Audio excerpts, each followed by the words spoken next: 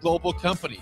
We offer full-time positions in financial sales, compliance, operations, and other fields. We also offer a 4.5-day work week, an attractive benefits package, and opportunities for advancement. Put your motivation to work and grow with us at Currency. Visit gocurrency.com/careers to learn more. Hi, it's Sean Callahan here with Koppel Chevrolet GMC in Louisville.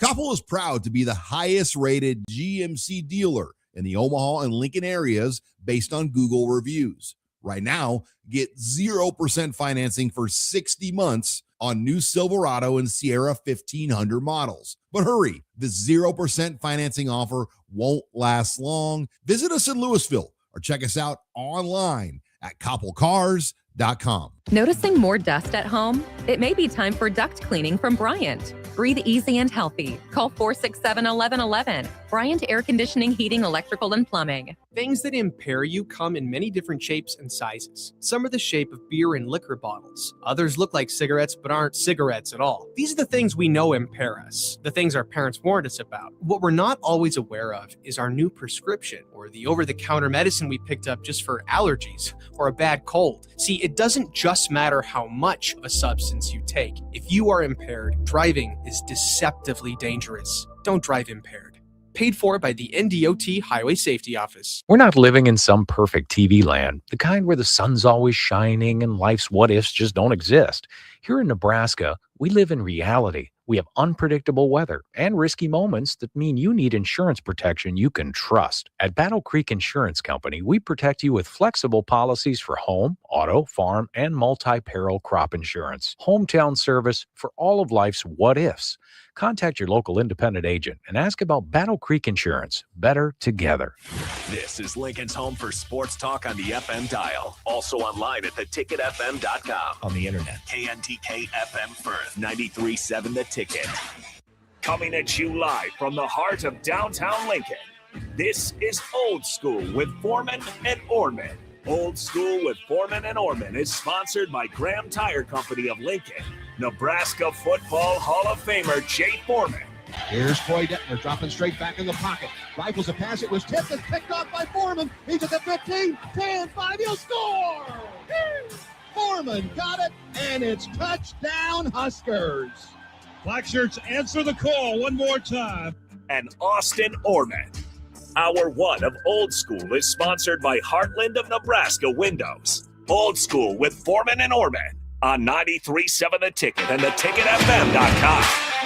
That's right. Welcome in Friday edition of Old School. Glad you're along for the ride, ending your week out right on a rainy day. We're about to make it rain. Some basketball knowledge here in hour one. I don't know how many places are doing full Nebraska men's basketball hours 2 days in a row here in the mid to late July, but darn it, that's why you come to Old School. On our Starter Heyman Jewelers text line, I am going to disappoint Eric, my man Jay freaking Foreman, the wrecker of running backs himself. Hope you're having a great Friday. I don't know this for a fact. I'm going to guess that our fellow Minnesotan guest, Wilson Moore, has wrecked a running back or two in his lifetime, but maybe not as many as Jay Foreman. Wilson Moore of the Omaha World Herald, welcome in. How are you, my friend? Thanks. Glad to be here. Thanks for having me. Doing great. How many running backs did you wreck in your life?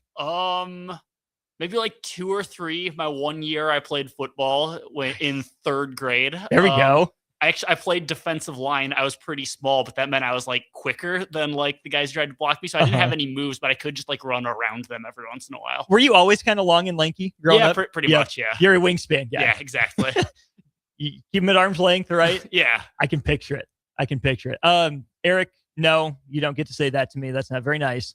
And Brad, yes, we do know that's part of the news. And before we get into Nebraska men's basketball, Wilson LeBron goes to Philly. I thought he would have been a great fit with the Wolves. Where do they go? Where do they go from here? Yeah, that's tough because they really don't have a 4-man at the moment. Like they don't have. We also don't have a 4-man. Both lacking a 4-man at the moment. But yeah, so I think to start the season, they're gonna have to do some kind of small ball with Jaden McDaniels at the 4 and kind of a 3-man backcourt of LaMelo Ball, Anthony Edwards, and Ayo Dosunmu. And then we'll see where things go from there. I know some of the stuff I've read say there's a good chance they don't start the year with a true power forward, but they can rectify that at the trade deadline. So we'll see. It's just disappointing because obviously getting LeBron freaking James always would have been a long shot, but he would have fit so perfectly in there from a basketball perspective. I don't hate it in Philly, but if he's going to take 2 years and $8 million, man, that would have been great for the basketball fit. It would have been the joke of doesn't want to deal with LaMelo. Would have been so good for LaMelo, I think, who doesn't have a bad reputation either. Yeah. Great locker room guy, great clubhouse guy. Sure, maybe a little immature in terms of his driving habits and whatnot, but he's not necessarily the wild child everyone thinks he is. I think that would have been a match made in basketball heaven. Is LeBron ducking the West? Can we officially ask that question? Is he back to ducking the West? You know what? Just because I'm annoyed and bitter that he's not coming to Minneapolis. Yeah, let's go with that. We can go with that. The other thing we can loop the NBA in on here, and LeBron and Philly, is kind of the impetus for the conversation that I think you and I are going to have to start off the show here, Wilson. And that's the Jaylen Brown trade. And one piece of analysis, this is from a Data Baller on Twitter, that really stood out to me was that the Boston could be better or at least more philosophically aligned with Jaylen Brown out the door. I'm just going to read for people a little excerpt from this tweet. The Tatum-only lineups have annihilated the league. Jaylen Brown has a negative 5-year rating in his prime. This is shocking. This suggests Boston may not need this specific player at this specific price on this specific team. Obviously, the $65+ million per year is factoring in, but the question is, why might they not need him? Because they're playing AI hoops, also known as Missoula ball. Missoula ball is a strategy built on shot quality and possession math. Stop me if you've heard that one before. Make quick decisions, turn the ball over less than your opponent, take a bunch of threes, crash the glass, and capitalize on the extra misses taking that many threes mathematically creates, and defend. Apply so much pressure outside the arc that a stressed defense concedes an easy inside the arc bucket marginally more often. That's the machine. Kind of sounds like Hoiberg. Minus the offensive rebounding, which Boston really tried to capitalize on. Nebraska never has. You can see a through line from Fred Hoiberg stuff to Joe Mazzulla stuff. Maybe not the exact same way they're going about it. We know Nebraska plays through the big, but Nebraska is also not alone in basketball and trying to play this way. It worked for this Celtics team, and for people that want to hate on the analytics and the numbers and the math, think about how outmanned we thought that team was going to be entering the year. Took them to the 2 seed in the East in a 3-1 lead that they could have been onto the Eastern Finals, and they didn't make it there. The math works. Nebraska's playing the math. If it's good enough for the Boston Celtics, I think it can be good enough for Nebraska. Yeah, no question.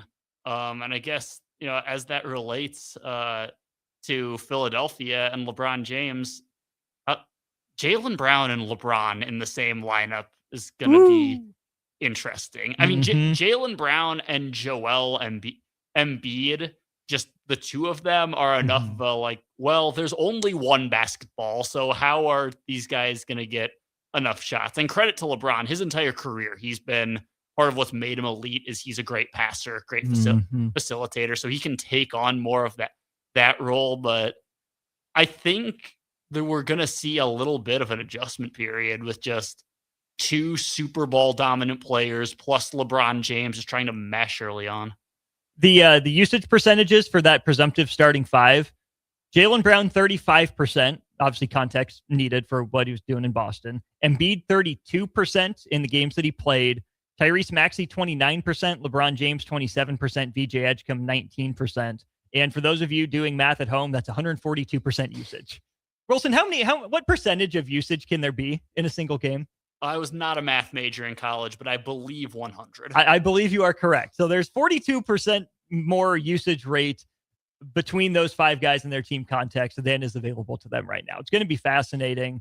Another angle of it, on ball percentage, Maxey 38%, Edgecombe 23%, Brown 29%, LeBron 23%, and Joel Embiid 18%. Who of those 5 do you think has the easiest transition and the most difficult transition? I'll say Tyrese Maxey for easiest. I think he's kind of a chameleon. I think I think he's always been a guy that can do what the team needs him to, that understands that, there are some nights he has to score, some nights he has to facilitate. Hardest to Joel Embiid, because he has a very specific game and he needs to play in a system and with teammates that are tailored to him.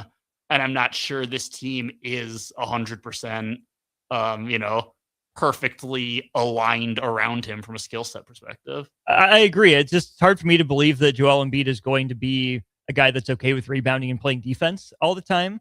Maybe he can buy into it with the injuries, but I still think there's a world where both those guys play 50, 55 games, LeBron and Embiid, some of them together, but mostly alternating nights, potentially. So they're fresh for the playoffs, right? Philly, I mean, you look at that lineup, it looks really imposing. That's more of a postseason team to me, maybe than a regular season team. Yeah, I completely agree. And I mean, that's been LeBron's strategy since, I don't know, Since LA? Past 10 years. Yeah, like close to it. Like just, understanding that at his age and with the body he has right now, he's gonna, if he wants to be at his best when it matters the most, which is to say in April, May, and June, he's got to be a little more strategic in the regular season. The Jaylen Brown aspect of this is fascinating. Wanting to be the guy like he was in Boston last year to third option on his own team now, fourth option on his own team. Probably not the fifth, right? He still probably ranks ahead of Edgecombe, but you can make a case for any of those top 4, 1 through 4. But back to that tweet I was referencing before, I think that this is where we can loop it back into Nebraska men's basketball. Because that tweet goes on to say, Jaylen Brown is not especially great at the things that the Missoula ball mindset values most. Talented, physical, turnover-prone, 2-point heavy scorer who can get you tough buckets. This is not the ideal archetype for this system. With Jaylen on the court, 44% of Boston's shots came from three, still a lot. With Jaylen Brown off the court, the number jumps to 51%. Tatum on, Jaylen Brown off, Boston shot 58% of their shots from three in the last 2 seasons. And so that's where I want to loop this back to Nebraska men's basketball. After the years that Nebraska's had in terms of success, do you think Nebraska is better served by going all in on Hoy ball, like Boston seems to be Missoula ball? Or do you think there's room for Nebraska to have a Jaylen Brown type player? Kind of hedge your bets. I think I hate to say something that'll sound like as much of a cop-out as this is, but like there's room for both of those. And, I think I've mentioned this offseason before because I think it was one of the more pivotal things like in the Fred Hoiberg era, that 2024 portal season when it felt like Nebraska overcorrected a bit after, their season ended with kind of getting worked over on the glass by Illinois and then by Texas A&M. And in trying to correct that, they kind of got away from the identity that had made them successful that year, and that made them successful a year later, which is to say, Hoy ball, 3-point heavy, 5 guys that can shoot on the floor at a time. So I think I don't think you ever want to, abandon your principles, go away from what has made you successful, lose your identity. But at the same time, that doesn't have to be 100% of your team. You can have, certain Swiss Army knives in there. You can have guys, so long as everybody understands their role and guys understand that like, hey, you're on this team for this specific situation and you might not, you're not going to play 35 minutes a night. Like, I think there's no reason why you can't as long as everyone's bought in. I think defensively we can start there because I think a big part of this team's identity has been on defense, and we can shift back to the offense. That's where I think if there is a Jaylen Brown type guy in terms of not necessarily what Nebraska wants to do, able to fit the scheme well enough to be on the court, but also add something different. To me, that could be Taj DeGorval. I completely agree. That's a guy that is in the same Hoiberg mold in terms of on-ball pressure and defense, but with bigger length. And I think coming from San Diego State, he's going to be able to fit into the scheme, buy into the team defense concept, because you're not playing as a freshman and rarely as a sophomore for that program if you're not willing to do that. But he can also give Nebraska a little something different, right? An actual legitimate, Big Ten lead guard sized body who might be able to scale up and defend threes, maybe some fours, depending. Haven't seen him in action that much. Sam Hoiberg competed his butt off, right? DeGorval's not replacing the intangibles, the institutional knowledge, any of that stuff. They're not the same player. But I think DeGorval will be able to give Nebraska another option defensively outside of the 1-3-1 that, okay, you put that on film for probably 50 possessions or so at the end of last year. Yeah, it's a nice changeup. You'll still use it. But now Nebraska has potentially a Terrence Shannon Jr. answer, a Wade Taylor IV answer. Just say, Taj, go get him. Pressure the ball, provide something we don't have, create free possessions that way. Sam Hoiberg was good at that. His height, his length were a limiting factor. I still think Nebraska's big thing is going to be team defense. But if there's going to be anyone that Nebraska allows to, I don't even want to say freelance, but kind of bend the rules of that scheme and get up in guys' grills more and maybe, force or influence, but not force one way to be able to recover. I think Taj DeGorville can develop into that. Yeah, I completely agree. Like you said, they didn't really have that kind of point of attack defender on the past few teams, and he's a guy that fills a lot of gaps. I think both from like a facilitating perspective and on the defensive end, it'll be interesting to see how successful Nebraska was with that Nate Lenzer defense. The principles, no middle, what that looks like with a guy with Taj DeGorville's length and tenacity out there, if that adds another dimension to it. The other option I'm going to throw out here, and I'm going to look up one other guy really briefly before I'm not going to make that comparison, but the other guy that I think could fill that Jaylen Brown type change-up role could be Leo Curtis. I mean, that with his length, that's a textbook drop big. Nebraska hasn't done that a whole lot. And you can tell that, obviously with as long and wide as Curtis can be, you throw those, Gumby arms up in the air in passing lanes. If he's in the same scheme that Rink Mast was, you'll get some deflections just naturally.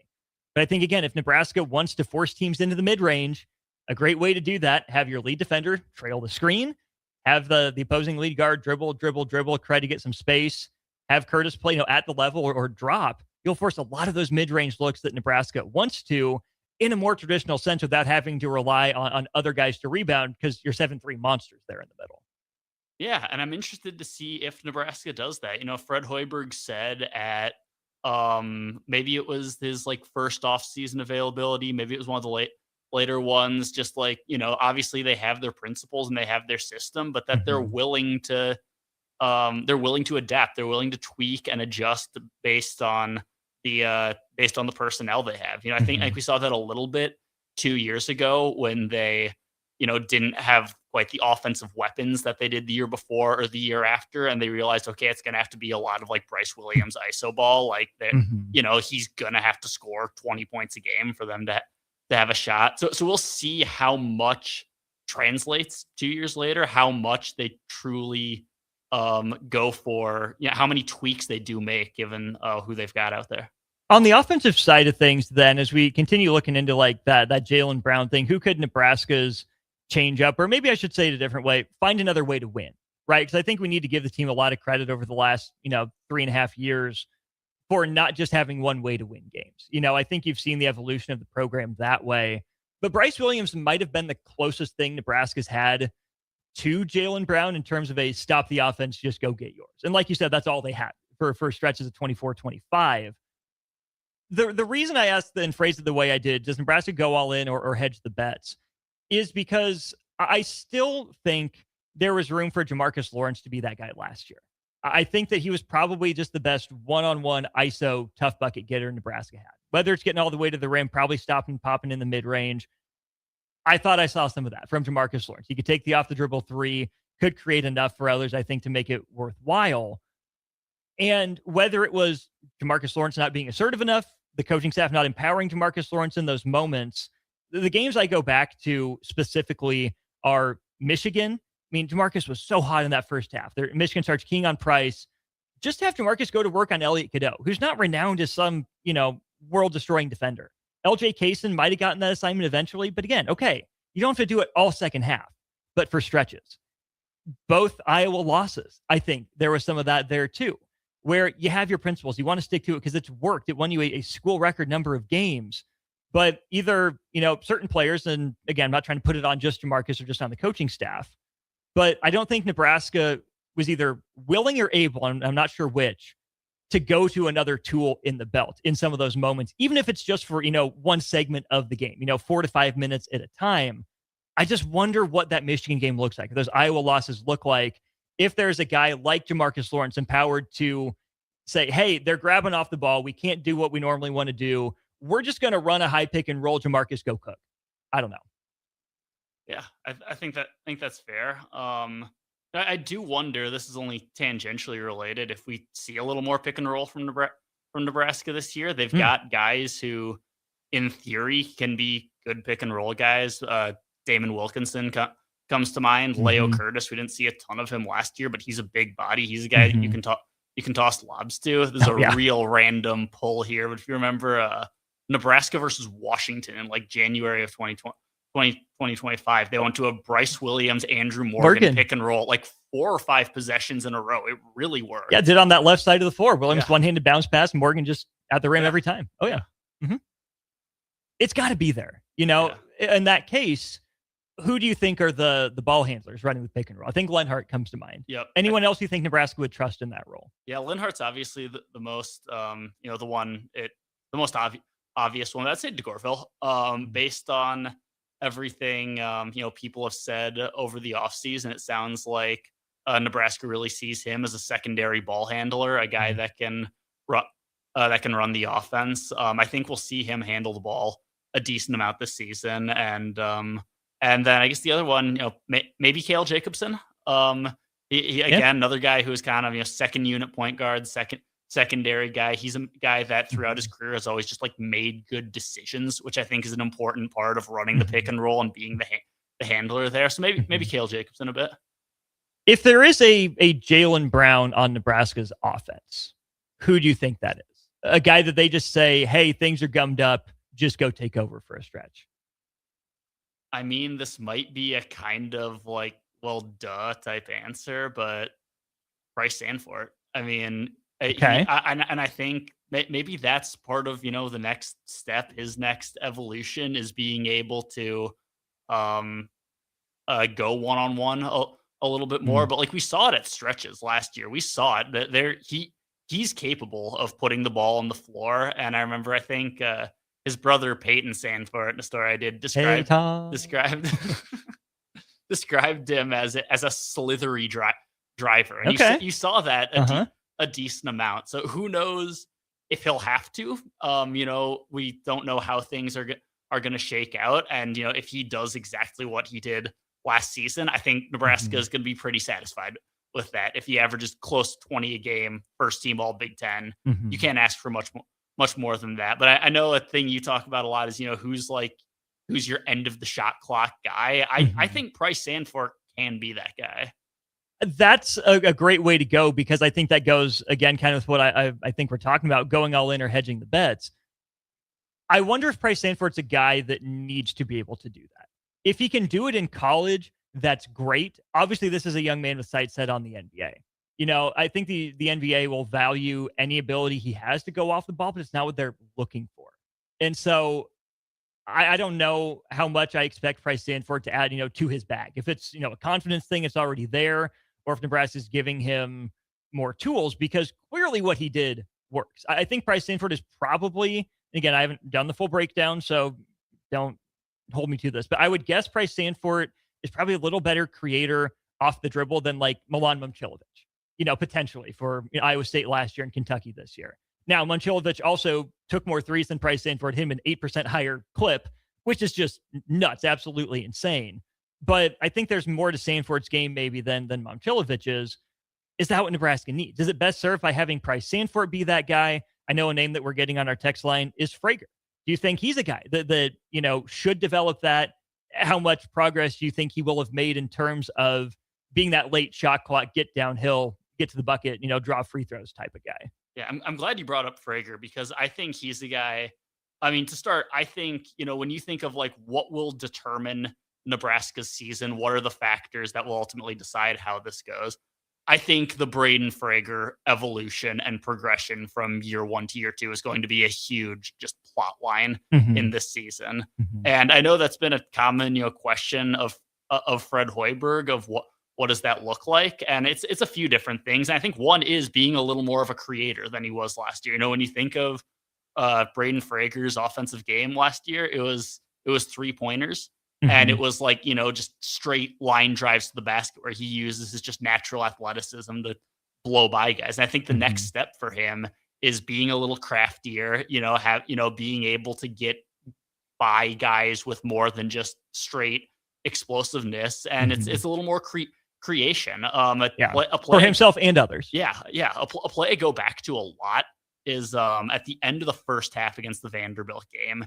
He had a drive and he dropped it off to Leo Curtis, who dunked it. He had been in the game for about 2 minutes. Mhm. And I was talking to Jamarcus Lawrence after that game, and he said basically like that's not a play Frager makes at the beginning of the year. Like that showed his, just the creating something, having that court vision. So I think more of that for Braden Frager this year. And then, defense is the other big thing. Fred Hoiberg brought that up, I think, the last time he spoke, that, just him being a really solid defender, which he has the tools to do. He has the length, he has the athleticism. On the athleticism and length front, that's where I think DeGorville could be a guy potentially. His efficiency numbers aren't great. He also wasn't playing in a floor that's going to be as spread as it was. I'm not sure Lenhart is that guy by choice, but he might be by default, especially if it's a pick and roll type of game. I'm also hesitant to go here because I'm one of the last people to buy stock on young guys, but his name's been brought up a lot. Is that a Jacob Lanier thing? Potentially. I don't know. Would you trust a freshman in that role? For 4 minutes a game spark plug. I don't. They seem to like him. He can score. They do, and with new eligibility rules, like he'll play at some point. Whether he's a rotation guy, too early to say on that. But you don't have to. This year teams, they don't have to do the Braden Frager, Nick Janowski thing where it's what are the pros and cons of pulling his red shirt? Is it worth it to send him out there for a few minutes a game? Like if he shows he's capable of handling it and he practices well enough, he'll play. Yeah. And I think that's probably, doses early on to see how he handles it. I also am fascinated, and Fred says it last year, he said it again this year, the rotation is going to be the hardest thing. I think there's enough overlap that you get a bunch of similar things from a bunch of guys, but you also have, like a young guy in Lanier, a defense first, caretaker in Cale Jacobson, and a score first and maybe only guy in a season. I think are all going to be competing for minutes with each other.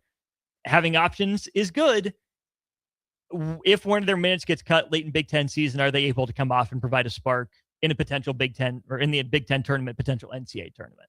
That's going to be fascinating to monitor because I'm not sure if it's going to be one guy taking over all the minutes, kind of like Frager did this year in that role.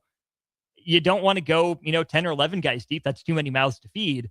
But do you think Nebraska can survive another season with, 7.5 guys? I'm not so sure. Yeah, I agree. I mean, I think if they played 7 last year, the starting 5 and Frager and Cale Jacobson off the bench. I mean, I think in a perfect world, they would have played 9. If you figure, and that's figuring a healthy Ugnis Yarosevicius and a healthy Connor Esigian. So I think, I think 8 or 9 is reasonable. Maybe start the season at 9 or 10, whittled down to 8 by the end of the year, which is often, that's generally how Nebraska's done. Is there's been someone who gets, who starts the season in the rotation and gets left behind by the end. That didn't happen this year because just guys got injured and they needed everyone who was already in the rotation. So, it'll be interesting to see. I mean, two names that I think a little under the radar, but I'm intrigued by are Colin Rice and Will Cooper. They're both spot up shooters. Neither of them, I mean, obviously, Rice is a freshman. He's been limited in off-season workouts with a broken hand, but in any case, they're both guys who can stretch the floor, who can, as Fred Hoiberg likes to say, take the lid off the basket. Cooper redshirted last season. I'm real intrigued by what those guys can bring, and most importantly, which I think will go far in determining if they get minutes, what they can bring other than 3-point shooting. That to me is the big question, because I think the way I would look at the roster is there's a lot of overlap between Esigian, Rice, and Cooper in some ways. Esigian's the smallest of that bunch, or at least the shortest of that bunch. Rice, obviously, the youngest and the most inexperienced probably at that point. But I think the minutes conversation is a factor here too at that position. I mean, Bryce Sanford played a bunch of minutes. And part of me before last year's media days would have said, oh, hey, look, you have some more guys that can give him a rest in season. That's going to be great. I mean, he's coming off the hernia surgery, so any chance you can get to steal, a segment here or there, that's great. But Ben McCollum and Matt Payne are two coaches whose opinions a lot of people should respect. Both said, no, if our guys have issues with workload, we're going to back them off in practice, not in games. And so I think those three guys could be contributors. I think Bryce Sanford's going to play a lot of minutes. I'm curious to see if the lead guard position if Trevin Lenhart plays as many minutes as he did at Utah Valley, because between him and DeGorval is probably the top two guards right now. Where does that leave Cale Jacobson? Is he a break glass in case of emergency guy? They trust him. They like him for good reason. But to me, that minutes conversation and the way that Nebraska uses Price Sanford kind of throws a wrench into, at least I see it right now, barring injury, consistent minutes for Rice and Cooper. Yeah, I think that's really fair. This team's going to go as far as Sanford takes them. Like, obviously, this at least on paper, we'll see them when they play starting in November, but this appears to be a quality, deep team. But at the end of the day, your guy is your returning first team all Big Ten guy who averaged 18 a game last year and shot 40% from three. Were you surprised he was plus 6,000 on the Wooden odds and behind like 5 other Big Ten dudes? A little bit. I mean, I think we've talked about this before. Like, the Big Ten preseason player of the year is going to be either him or Jeremy Fears. They're the only first team all conference guys coming back. Because the other names on that Wooden list were Merkovich. You're taking a bet on Illinois being the best team and him being the best player. Vox upscaling from Providence potentially. And then there was throw a dart at whoever you think Michigan's best player was going to be, even post Dusty. But the other part I found disrespectful, and you've heard this from me before in other group chats and conversations, the fact that Price Sanford and Cohen Carr had the same Wooden Award odds. Are you kidding me? Those are not the same player. Those are not the same level of production. One of these guys has played at an all Big Ten level. The other one should be playing tight end, and they have the same Wooden Award odds. That's the part that really blew my mind. But I remember seeing that. I think like Andy Katz said is like Yes. top 20. And granted, this was when like Mast was like coming off of his injury and no one was really sure. But I just remember seeing that as like, this guy's really implying that Cohen Carr is better than Rink Mast. Not just implying. Maybe we're outright directly stating. Maybe we're just Cohen Carr haters. But maybe. I don't know. All right, let's go ahead and go to break. More Nebraska men's basketball when we get back. Wilson Moore of the World Herald, the guest here in Hour 1. Keep your thoughts coming on our starter, Heyman Jewelers. Text line 402-464-5685. We'll hit more LeBron-specific stuff with our LeBron fanboy, Jay Foreman will indeed end up calling into the show for the 5 o'clock hour. So save your hate, save your thoughts. Till then, more Nebraska talk with Wilson Moore next. You're listening to Old School with Jay Foreman and Austin Orman. Download the mobile app and listen wherever you are on 93.7 The Ticket and theticketfm.com. At Planet Fitness, your pace is as personal as your playlist. That's why right now, you can get up to 3 free months of Apple Music when you join for just $1 down. With best-in-class equipment, free fitness training, and a judgment-free environment, we have everything you need to go your speed. Join Planet Fitness for $1 down and get up to 3 free months of Apple Music. No commitment. Deal ends July 31st. Additional fees and restrictions apply. See Home Club for details. Are you looking for an exciting new way to put your skills to work? Explore new career options in the fintech industry at Currency, a Sandhills Global company. We offer full-time positions in financial sales, compliance, operations, and other fields. We also offer a 4.5-day work week, an attractive benefits package, and opportunities for advancement. Put your motivation to work and grow with us at Currency. Visit gocurrency.com/careers to learn more. It's the best time of the year to order a new John Deere planter from Landmark Implement during the early order program. Plan for success with the industry's latest technology. Upgrade to an Exact Emerge high-speed planter to cover more acres, increasing flexibility and productivity. Now is the time to lock in the best price of the year. Contact your local Landmark location to order your new John Deere planter and experience the Landmark difference. Noticing more dust at home? It may be time for duct cleaning from Bryant. Breathe easy and healthy. Call 467-1111. Bryant Air Conditioning, Heating, Electrical, and Plumbing. We're not living in some perfect TV land, the kind where the sun's always shining and life's what-ifs just don't exist. Here in Nebraska, we live in reality. We have unpredictable weather and risky moments that mean you need insurance protection you can trust. At Battle Creek Insurance Company, we protect you with flexible policies for home, auto, farm, and multi-peril crop insurance. Hometown service for all of life's what-ifs. Contact your local independent agent and ask about Battle Creek Insurance. Better together. Lincoln is full of great golf courses in a state that is getting national recognition for exceptional golf. Friend Country Club is worth the drive, just 40 minutes from Lincoln and home to one of the state's most respected 9-hole courses. Enjoy their restaurant with popular items like a 14-ounce ribeye, 10-ounce sirloin, or chicken fried steak. Open Thursday through Saturday from 5:30 to 10 p.m. Expand your horizons with a trip to Friend Country Club, just 40 minutes southeast of Lincoln. It's worth a visit. Guys, if you're dealing with low back pain or trouble urinating, don't just live with it. These could be signs of treatable conditions. At Advanced Medical Imaging, their interventional radiologists specialize in minimally invasive procedures designed to relieve symptoms and improve your quality of life without major surgery. June is Men's Health Month. Take the step. Call Advanced Medical Imaging today to schedule a consult and find out what AMI can do for you. Are you looking for a fresh new hangout spot? Let me tell you about Liquid Assets Sports Bar, where Mondays mean new weekly drink and food features. With 23 taps, a full lineup of cans and bottles, and 40 TVs blasting every sports package out there, you'll never worry about missing a play. Savor high-end spirits at their stylish back shelf bar, enjoy a healthy, family-friendly menu, and catch all your favorite teams every day. Doors open daily at 11 a.m. Liquid Assets, located on 2755 Jamie Lane in South Lincoln. Join Old School from 3 to 6 p.m. on Monday, July 27th from the U-Stop just north of Warhorse Casino for a special remote broadcast. Nebraska football's Luke Lindenmeyer will be there for pictures and autographs from 3 till 4:30, and U-Stop is having the Corvette Club bring their red Corvettes down as well. Plus, there will be a raffle for a Dr. Pepper tailgate, a signed Luke Lindenmeyer Dr. Pepper mini helmet and football, and other free Dr. Pepper merch will be handed out.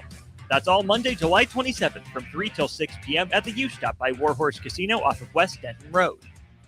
In every office, there's two types of people. There are those who bring in bagels and those who eat the bagels that someone else brought in. Everybody likes the first person. Be that first person. Weekday mornings at 7:30, you have a chance to win a business box of bagels from Bagels & Joe. All you have to do is shut up, Sipple. 2 questions for you, 2 for Sip. Win, and the bagels are yours. Lose, well, you don't want to lose. You lost Monday, you lost Wednesday, you're a loser. Shut up, Sipple. Weekday mornings at 7:30, brought to you by Bagels & Joe. Back to Old School with Foreman and Orman on 93.7 The Ticket and theticketfm.com. We're talking all things Nebraska men's basketball here in hour 1 of the show. Austin Orman joined by Wilson Moore of the Omaha World Herald here in studio. As always, you can keep your thoughts and your questions and comments coming in 402-464-5685. This is our Starter Heyman Jewelers text line. And a big thank you to Graham Tire Company celebrating their 75th anniversary this week. Gets you a $75 instant rebate on a set of 4 select tires during their anniversary sale event. All tires on sale right now. It's the perfect time to upgrade for summer travels. Hurry in today. Graham Tire, your tire store next door. Appreciate the 20th and Cornhusker location hooking me up with the oil change earlier today. Car is running nice and smooth thanks to them. Speaking of the offense running nice and smooth, Wilson, College Basketball Analytics does some really fun stuff. And one of the things that I picked up on, and have been waiting for the right moment to talk about it, is basic shooting and points per possession by length of possession. So essentially, they break it down into 4 categories. They have a 30-plus second category, which is, I'm not sure, maybe after an offensive rebound, potentially. But at the very least, 0 to 10, 10 to 20, and 20 to 30 seconds. Nebraska's 0 to 10 seconds points per possession mark, 1.3 points per possession. Early shot clock, 92nd percentile in the country. They only got there 25% of possessions, which is 34th percentile. The flip side, defensively, in the first 10 seconds, early offense, including transition, Nebraska allowed only 1.13 points per possession, which was 90th percentile in the country, and only let teams get into transition offense, essentially fast breaks, 21% of the time, 99th percentile. A lot of that tracks with what we've seen from Nebraska. If they get the defensive rebound, they're really not looking to run. And they're also not crashing the glass much on offense. Those numbers make a lot of sense. Yeah, they do. And that also goes to a pretty common talking point from Fred Hoiberg throughout the season, where he would talk about how much better Nebraska was after getting stops. You know, when they don't have, when they're not taking the ball out of the basket, when they can get it and go, because that's when they can play with pace, and that's when they can get going. So that was common talking points. Stats bear that out. We have that number as well. Nebraska gets a defensive rebound off a field goal attempt by the opponent. Nebraska was in the 96th percentile in terms of frequency. The possession started that way about 35.5% of the time. Off of an opponent miss in a Nebraska defensive rebound, Nebraska scored 1.21 points per possession, 93rd percentile. On a much lower sample size, Nebraska's points per possession was actually highest off an opponent-made free throw. But Nebraska was, of course, one of the best teams in the country defending without fouling, which only happened on 8.3% of Nebraska's possessions, which was first percentile in the country. But Nebraska's points per possession then off an opponent-made field goal, 1.15. Not a huge difference in terms of the statistics, but Fred Hoiberg says, and I think from what we've seen anecdotally, it bears out that when Nebraska is able to get some of those cross matches and at least survey the floor with a live ball, the offense was a little better. Yeah. Well, just out of curiosity, what were their numbers off of an opponent turnover? Off an opponent live ball turnover, Nebraska scored 1.11 points per possession, 19th percentile, after forcing a live ball turnover on 14% of possession, 82nd percentile nationally. Okay. So not great. Yeah, honestly, I would have guessed a little higher than that. Let me posit this theory to you. More of Nebraska's live ball turnovers were horizontal or backwards than forwards. Yeah. You think about like the Frager dunk against Troy, kind of the exclamation point. Obviously, that's going towards the rim. Even the one that he sprained his ankle on against Washington. But that's also where I think we can go back to the DeGorval factor. Point of attack defense wasn't really something Nebraska did. Shooting gaps and stealing passes wasn't necessarily something Nebraska did. It was a lot of digging down, hands, scraping, and stealing skip passes where there are multiple defenders ahead of Nebraska based on the scheme. Good point. Anecdotally. So. Yeah. You know, one of the things that really kind of guided how I viewed things, especially on defense last year, is a quote from Fred Hoiberg in maybe December or January when he said, and I'm paraphrasing here, but Nebraska's turnovers don't come from like chaos. They come from discipline. You know, it's not unpredictable. It's just guys being in the right spot, the right spots, and like executing the system. And that really formed a lot of like how I viewed things and like how I watched that defense operate. That they're not trying to, create chaos in not Press Virginia, not St. John's. Yeah, it's just being solid and just being in the right spot, having your hands in the right place, and creating turnovers off of that. Dead ball turnover mark, just for kicks and giggles, Nebraska 0.9 points per possession off of 115 possessions that started with a dead ball turnover. 5% of the time was 78th percentile. So not great off of turnovers. And we can talk about this a little bit when we think about kind of big picture offense. Maybe some of that changes, maybe it doesn't. But if Nebraska is not going to run a whole bunch, I've been team they should run a little bit more with opportunity. Don't just go pedal to the metal. I go back to funny enough, the quote Fred Hoiberg had about Cohen Carr. He'd be done with his full quarter sprint before most of our team got to half court. He said that before Michigan State. And so you're not going to outrun teams. But I do still think that when you think about that, first 10 seconds of the shot clock, that to me is Frager with a head of steam off a rebound. That's, Lenhart with a long rebound, bit of a run out, finding a trailing Sanford, finding a trailing Orm. I don't think Nebraska is going to lead the country in fast break points, but I think Nebraska is going to be darned efficient when they do with the options that it can have. Yeah, I would agree with that. I think Frager has a chance to, if he isn't already, be like a truly elite transition player. We saw that, I think, most notably in the game at Northwestern. I bet he scored 8 or 10 points in transition that day, just getting out ahead of guys, finishing in traffic, scoring in one-on-one. He has all the tools you would need, just athleticism, leaping ability to be really good in transition. He was one of the reasons I think Nebraska was as good as they were in the first 10 seconds of shot clock. Yeah. So the numbers for that as well for Nebraska, again, 1.31 points per possession, 92nd percentile. And they did it essentially 1 out of every 4 possessions. They put up a shot in the 0 to 10 second range. Nebraska took its 2-point percentage in the first 10 seconds of the shot clock, 79%. That's mind-bogglingly good, 98th percentile. The other number that stands out, Nebraska 51.4% from three on attempts in the first 10 seconds of the shot clock, with a 54.1% three-point attempt rate. Wow. 98th percentile. That's that's rink mass trailing the play.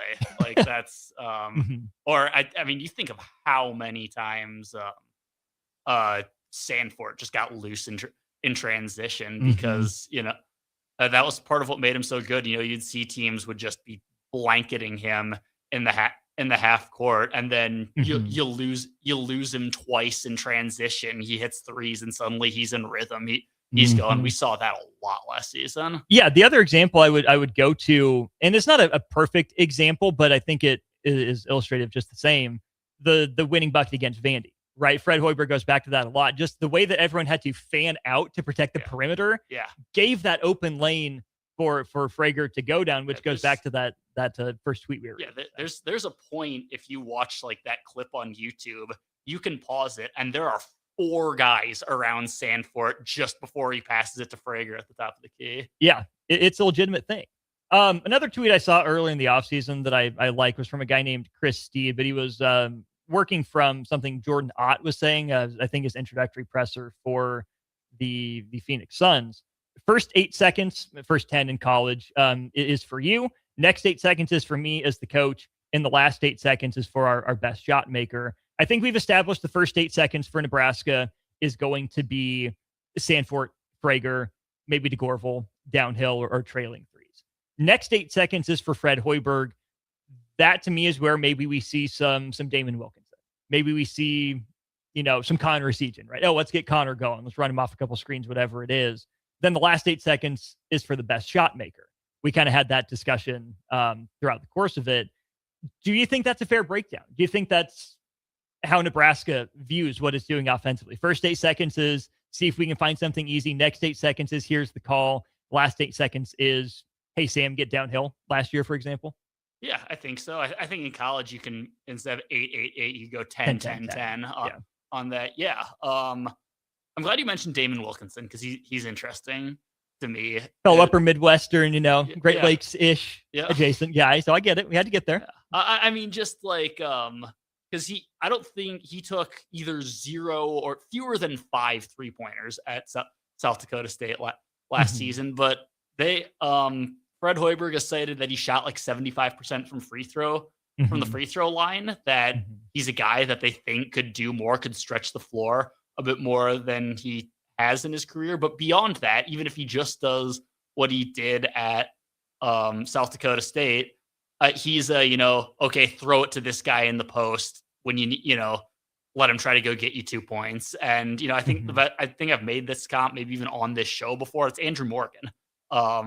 Well, big guys, Summit League schools, rural backgrounds, but just typical back to the basket guys. Nebraska didn't have just like a, traditional 1980s, work with his back to the basket center. I'm interested. And in talking about, our earlier conversation of like, who are the exceptions, who are, who's someone you can go to when, the typical, that kind of breaks the typical mold of players. That's Damon Wilkinson is just working through the post and getting him going. Well, what Andrew Morgan had, like you said, that Washington game, and was it Ulis and Morgan that were good that Maryland game that Nebraska was battling on the road, or the rink mass game at Rutgers? Threes weren't falling; they just go to rink in the post. I think there's got to be room for that, right? And every show on the text line we get it. Why doesn't Nebraska throw the ball into the post more? Well, number one, that wasn't exactly Rink Mask's game. Number two, Leo Curtis wasn't exactly ready for that. Number three, I know you guys didn't want more Jared Garcia shots last year. Okay, I heard that loud and clear from you guys. But he signed a contract to the team in Slovakia. Good for Jared Garcia. Look, I don't know what time it is, what time zone Slovakia is in, but I do know it is about to be Jared Garcia time there. Line of the offseason. Okay, time zone is in Slovakia. Central European summertime, GMT plus 2. Okay, time zone in Slovakia compared to Central Time. It is 7 hours ahead of Central Time. Okay, so it's about 11 p.m. there now. Yes.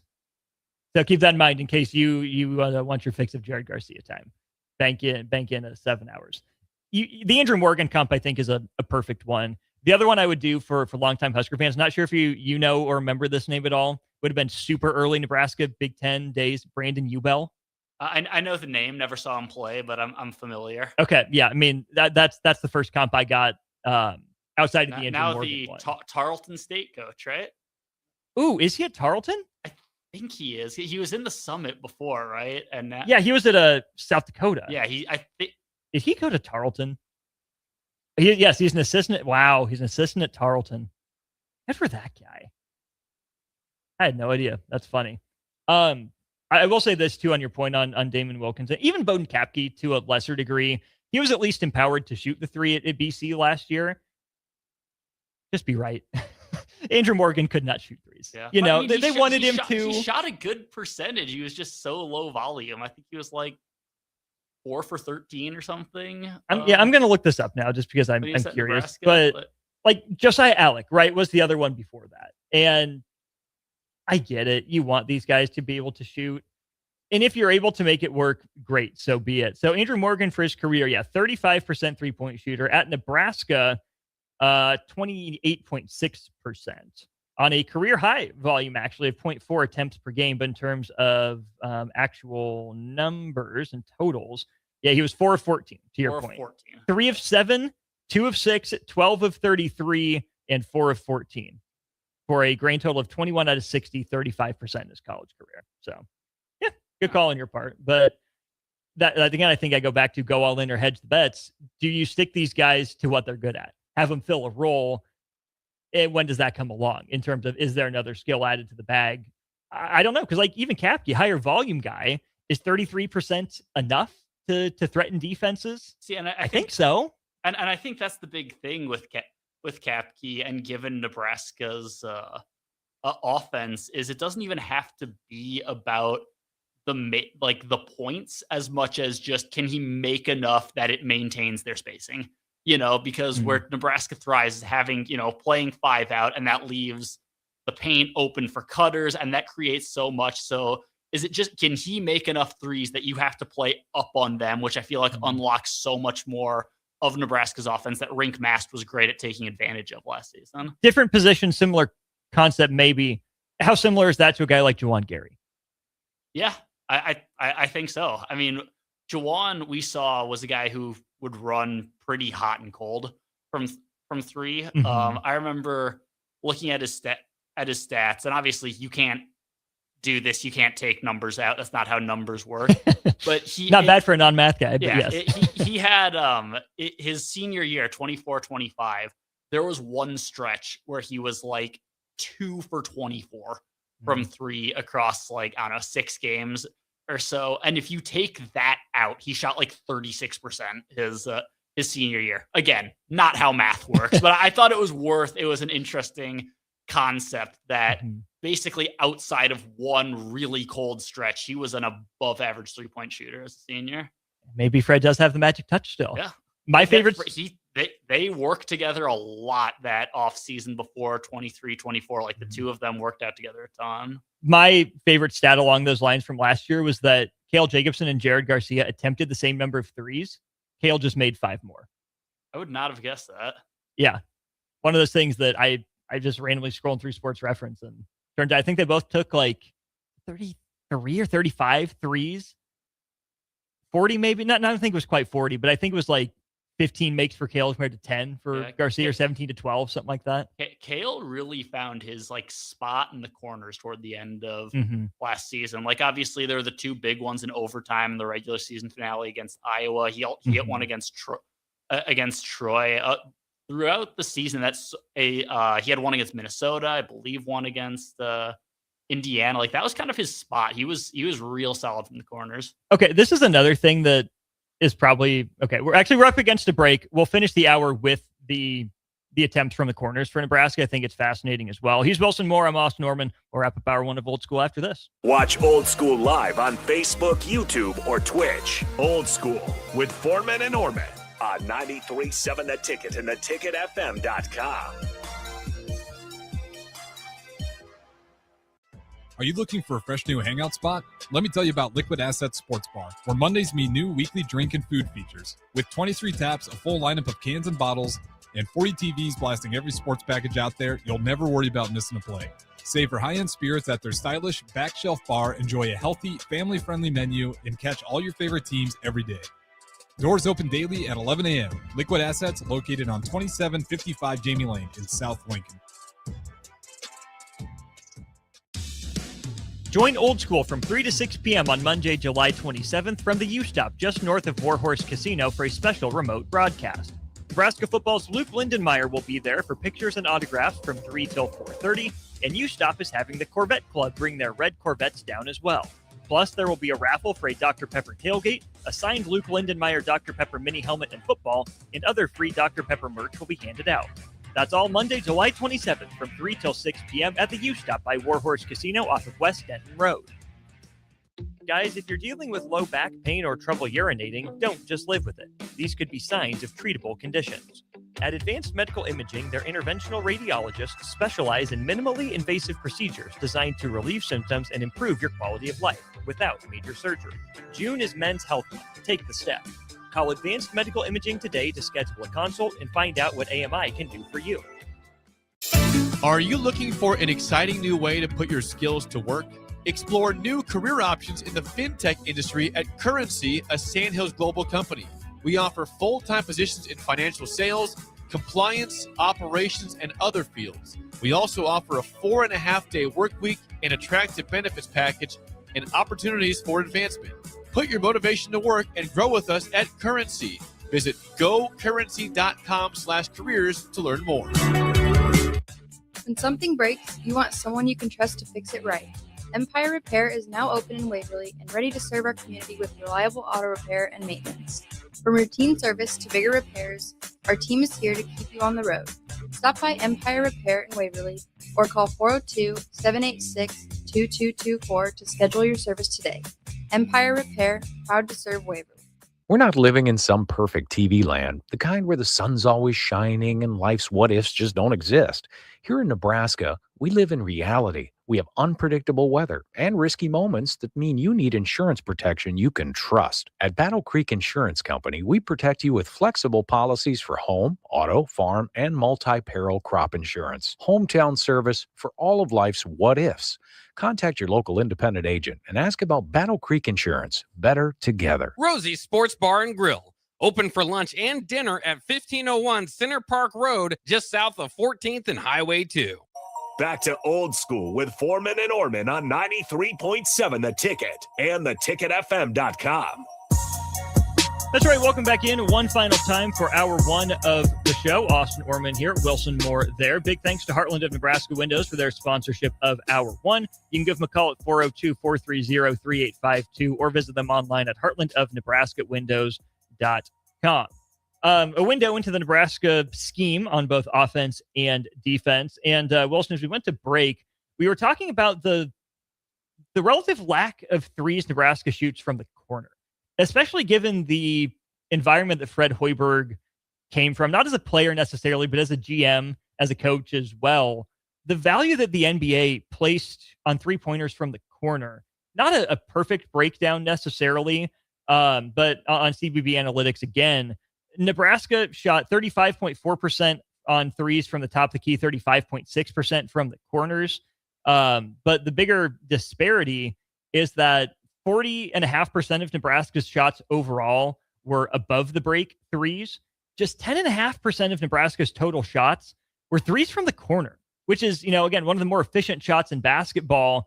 And so between potential transition opportunities and maybe adding somehow some more threes from the corner to their diet, that to me seems like two pretty simple ways for Nebraska to up its just kind of baseline offensive efficiency. Yeah, I think so. That's a good point.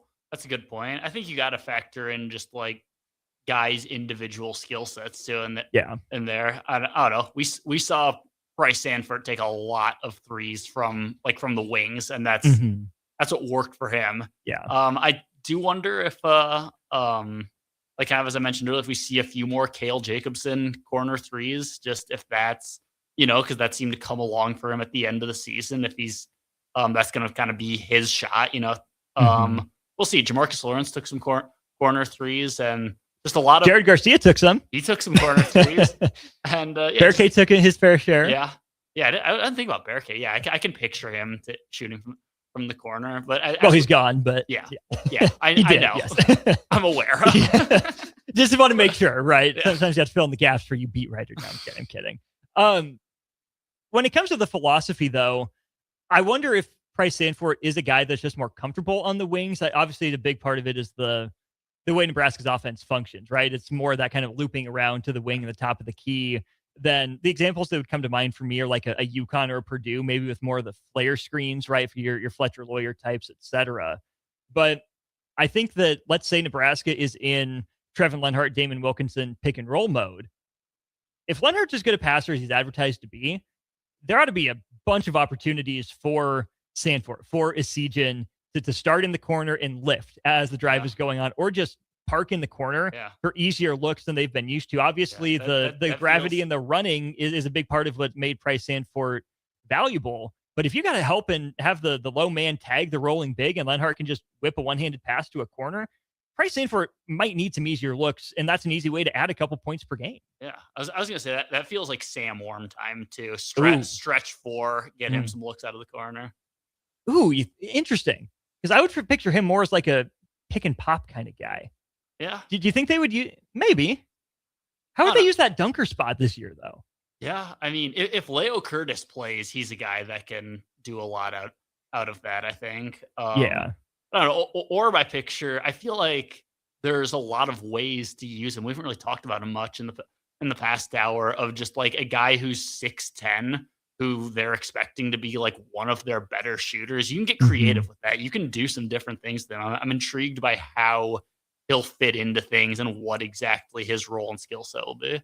Are we expecting him to talk on Monday when we hear again? I'm a little surprised we haven't heard from him or Lenhart yet. Yeah, I mean, I wouldn't be surprised.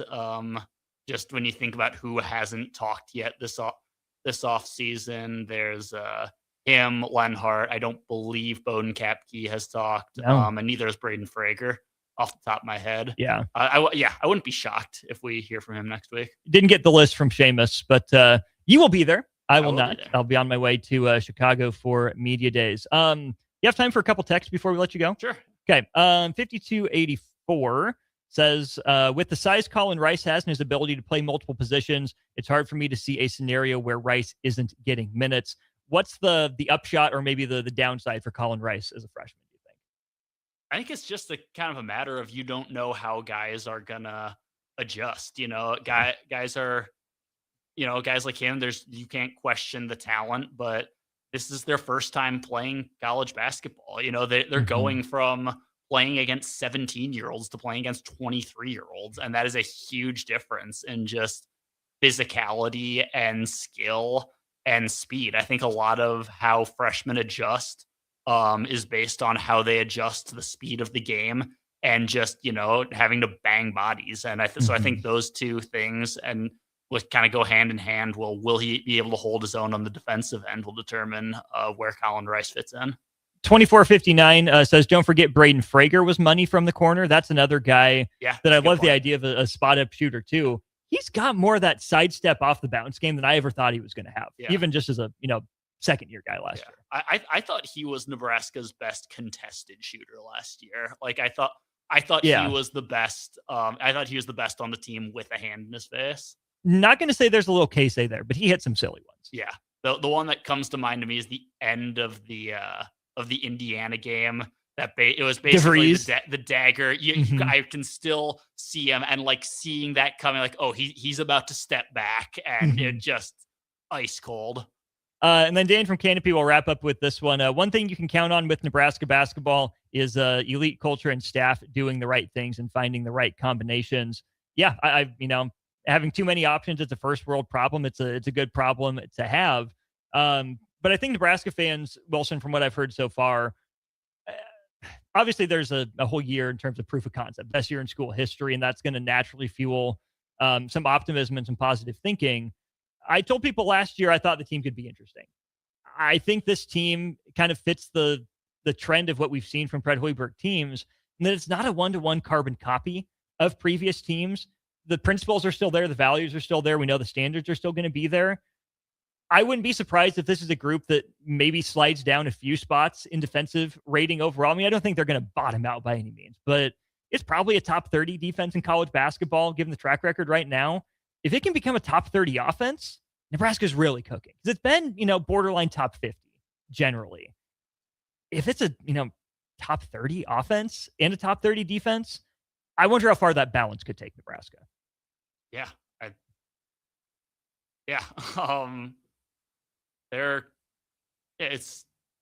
It was an interesting dynamic last year because it felt like the offense was a little more memorable, if that makes sense. Sure.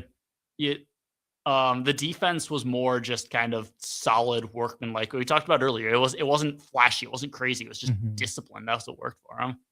And it was top 10 in the country. Yeah. Which you look at the personnel, I don't get it, but good job on you, Nate Lenzer, for upholding the standards. Wilson, great to have you in studio. Thanks a ton for stopping by, my friend. Absolutely. Thanks for having me. Follow Wilson on Twitter at Wilsmore _. Is that right? Yep. At Wilsmore _ He'll be at the presser on Monday as Taken makes its way out to Big Ten Media Days. We'll go to break. We will preview some Big Ten Media Days coming up next in hour 2. You're listening to Old School with Jay Foreman and Austin Orman. Download the mobile app and listen wherever you are on 93.7 The Ticket and theticketfm.com. This is Lincoln's home for sports talk on the FM dial. Also online at theticketfm.com. On the internet. KNTK FM Firth, 93.7 The Ticket. Ready for a new opportunity? Check out Sandhills Global.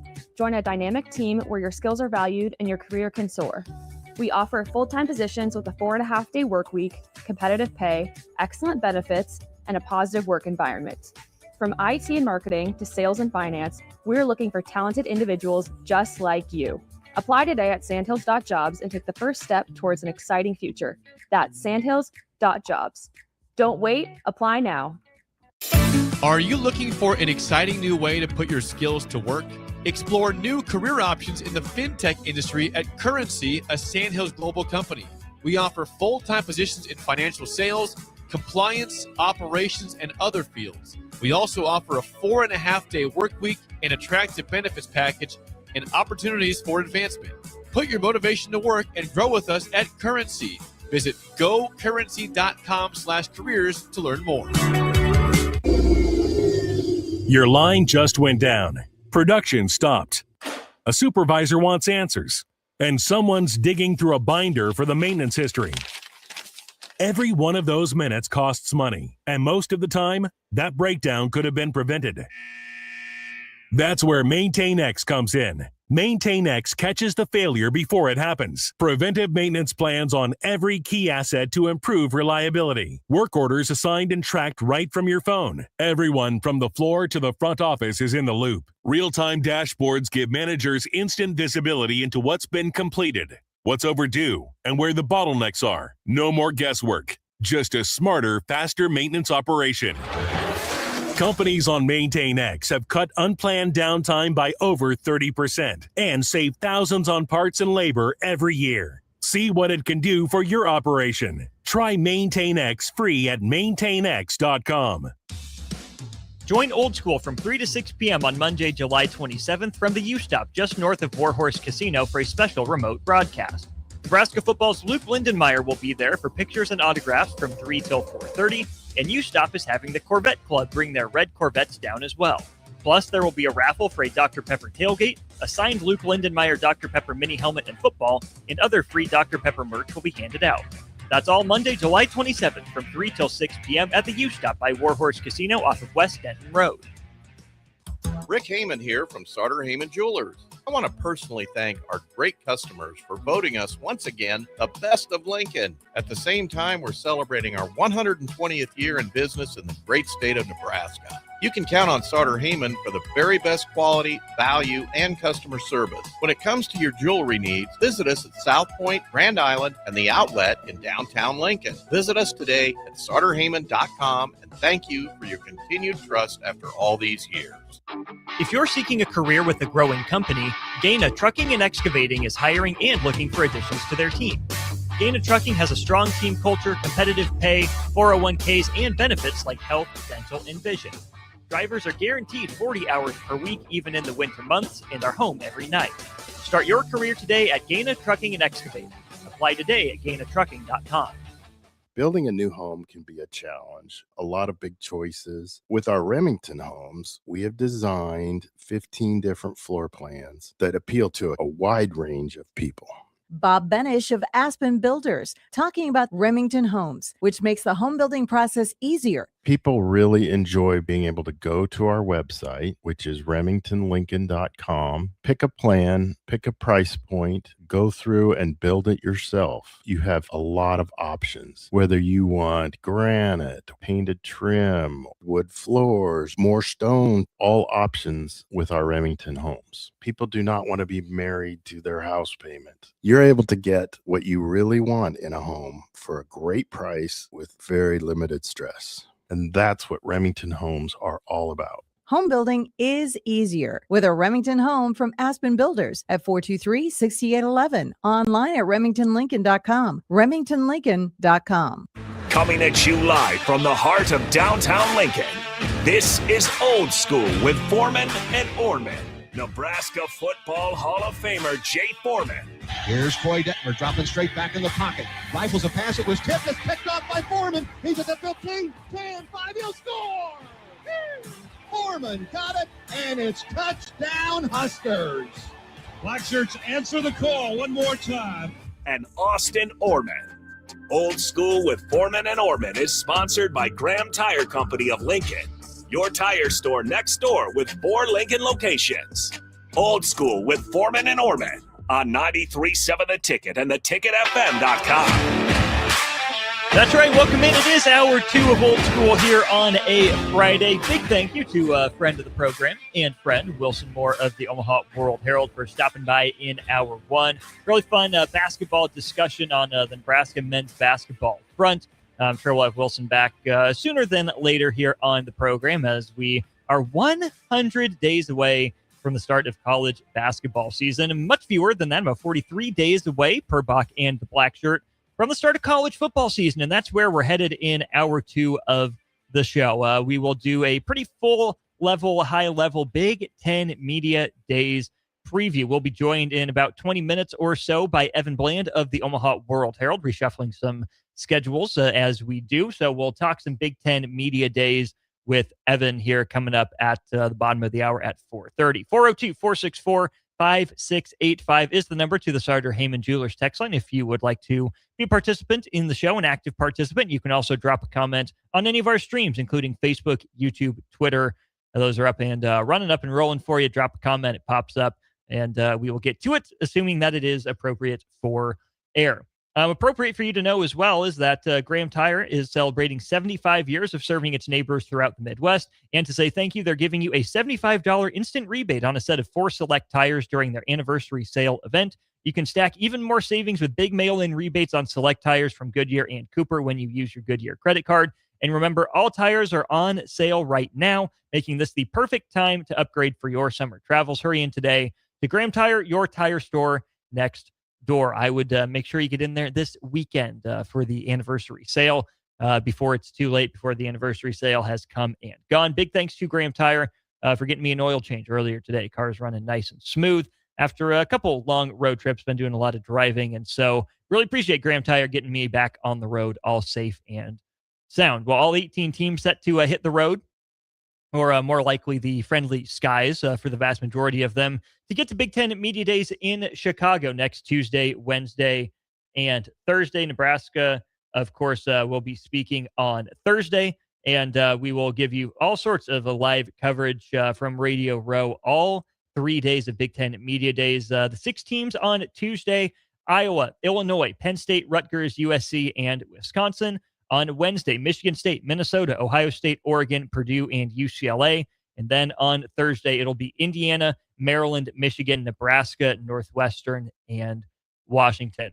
Let me know with a text, a comment, what is your biggest storyline or your biggest question for Big Ten football in 2026? Your biggest storyline, your biggest question for the Big Ten in the 2026 season. A few things that came to mind for me throughout the course of it If the Big Ten is to win its 4th national championship in a row, who will have won the national championship?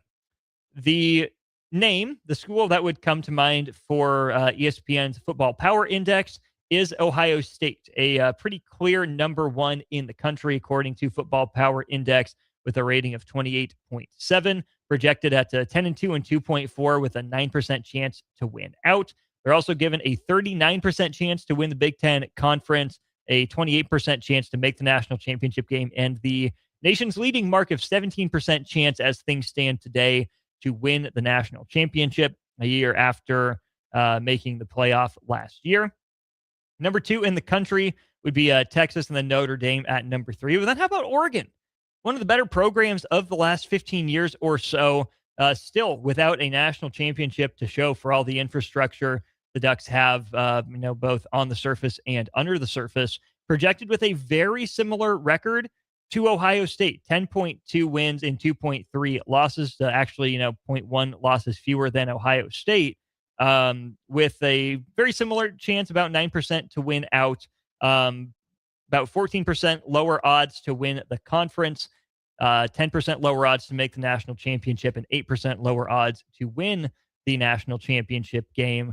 I think those two are deserving frontrunners, given that they bring back a couple of the Heisman frontrunners, Julian Sayin for Ohio State. Is he a game manager? Is he something more? That is certainly up in the air, but hard for me to complain about a guy who's managing a game with Jeremiah Smith. I don't want to knock a guy for the credit surrounding him. Being able to maximize that talent and spread the ball around and have another good season for Jeremiah Smith wouldn't be anything to scoff at. And same kind of thing for Dante Moore. I think the big question for Oregon is, can Dante Moore be good enough to overcome the loss of a pair of coordinators? Oregon's going to have, probably a top 3 defensive front in the country, might be the best in the country. Can the offense do enough? It was a banged up unit last year, got nothing out of Tulane transfer Mekhi Hughes, essentially, and still rolled their way into the playoffs. Didn't necessarily go the way the Ducks wanted after the game against James Madison, but that's a heck of a program. And the more that the Ducks find themselves in the conversation, the more likely the bracket is to break their way, the more likely they are to learn from prior experiences and find ways to rattle off whether it's 4 or 5 wins en route to a national championship. And so I think those are likely options. So then I go to, is there a dark horse in the Big Ten? Does the Big Ten have its version of an Ole Miss?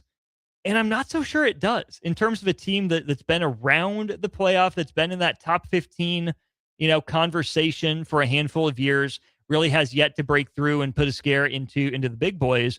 What a run it was for Ole Miss through the college football playoff last year, all the way to the semifinals. You can't say that Indiana is Ole Miss necessarily because, well, the Hoosiers broke through and won it. And call me crazy, I don't think the Hoosiers are repeating. Happy to be cold takes, freezing cold takes, whatever, if they do end up winning it again. But I would be shocked if Indiana is able to go back-to-back. I don't think that you can count Michigan in that dark horse conversation in terms of Ole Miss, right? Kind of being a good program that's been on the fringes of the race but not broken through, because legitimate or not, Michigan does still fly the flag. They do still have the banner. Is USC that team? But how often have they been around the legitimate playoff conversation? They faded at the end of the years or missed their big opportunities to cement themselves early in seasons. I'm not sure it's the Trojans, but maybe USC is the closest thing to Ole Miss in terms of the offensive play style, in terms of wanting to put a lot of points on the board, suspect at best defense. Maybe it is USC, but they've been further from the playoff conversation than Ole Miss has. And actually USC, Ole Miss, and Michigan are teams 13, 14, and 15 in ESPN's preseason FPI rankings. Is it Penn State in year 1 under Matt Campbell? Can he take a program that had to scratch and fight and scrape and claw for bowl eligibility after the losses to UCLA and Northwestern last year, got to 6-6, made the Pinstripe Bowl? Can Matt Campbell, with his 50-some transfers from Iowa State, immediately translate into the Big Ten against a manageable, I would say, schedule? Is it Iowa's turn to get in the playoff and make a run? Washington has, been to the national championship game and in the college football playoff as recently as many or more Big Ten teams. Is it the Huskies with DeMond Williams back? Is the distraction behind them? And are they all focused up and ready to go? FPI would tell you after Washington, the team with the next best chances is Nebraska. Are we holding our breath and waiting for Nebraska to make that dark horse out of nowhere kind of pop-up run? If Nebraska is going to do something like that, I would guess it looks more like what Indiana had 2 seasons ago. Transfers fit and click. The coaching staff makes a difference. Nebraska finds ways to win impressively. Nebraska finds ways to win that is maybe not as comfortable doing. And Nebraska bows out early in the college football playoff. That would be an incredibly successful season for Nebraska football at this juncture. I'm not sure it's them. So if you're asking me to pick an Ole Miss from the Big Ten, I think by default it's USC, but I'm not sure I'm convicted in that. I'm not sure that I feel that incredibly strongly, but I think it has to at least be on the table. So then I would go to the new coaches, 4 of them in the 18-team league. Among the new coaches, who wins the most games? Matt Campbell, Kyle Whittingham, Pat Fitzgerald, and Bob Chesney. Let's go ahead and just go through these schedules really quickly, beginning with Matt Campbell and Penn State. I mentioned a pretty gettable schedule for the Nittany Lions. They'll open up at home against Marshall, travel to Temple, and host Buffalo in the non-conference before they host Wisconsin and travel to Northwestern to start October. Then October 10th, they host USC. October 17th, they go to Michigan. Penn State and Nebraska have the same bye week on the 24th. Penn State hosts Purdue, goes to Washington, hosts Minnesota, hosts Rutgers, and travels to Maryland. That's a lot of a Big Ten East looking schedule right there. And so I think it's not out of the question that Penn State goes 9-3. If they're able to pull what I would consider, still a home upset, probably over USC, might talk me into 10. I think Penn State and Michigan are close enough to each other, but I give Michigan the nod at home in Ann Arbor with the bye week looming. Penn State and Washington, again, similar kind of neighborhood. I'm not sure I would have Penn State too far ahead of Washington right now. In the FPI, Penn State is at number 17 and Washington is at number 26. So, essentially a 10-spot difference, but both, back half-ish of the top 25 caliber of teams, that game being on the road. I would say 10-2 is probably the ceiling I would lay out there for Penn State if they're able to avoid stubbing toes. I think 9-3 is perfectly attainable. 8-4 seems pretty likely, and I believe that's what FPI has Penn State at. No, FPI actually has Penn State at 9-3. I think that's fair. Looking at that schedule, looking at what they bring in from Iowa State, I think Matt Campbell's a good coach. I think 9-3 is a good year for Penn State. Kyle Whittingham at Michigan. They will open up with Western Michigan at home, Oklahoma at home, and UTEP at home before they head on the road. 4 straight home games. They will actually host Iowa there at the end of September before the first road game is October 3rd at Minnesota. Then Michigan has its bye week ahead of Penn State. A little bit of an early bye week for the Wolverines there in week 6 of the season. Favor Michigan at the Big House. Week after that, defending champs, Indiana, comes to Michigan. What's on Michigan's mind in that game? That's all before a road trip to Rutgers, a home game against Michigan State to open November. Michigan will travel on the road to Oregon, host UCLA, and travel to Ohio State in November. That's another team that, okay, show me something. Michigan, show me something year one. Kyle Whittingham, who I think is a heck of a coach.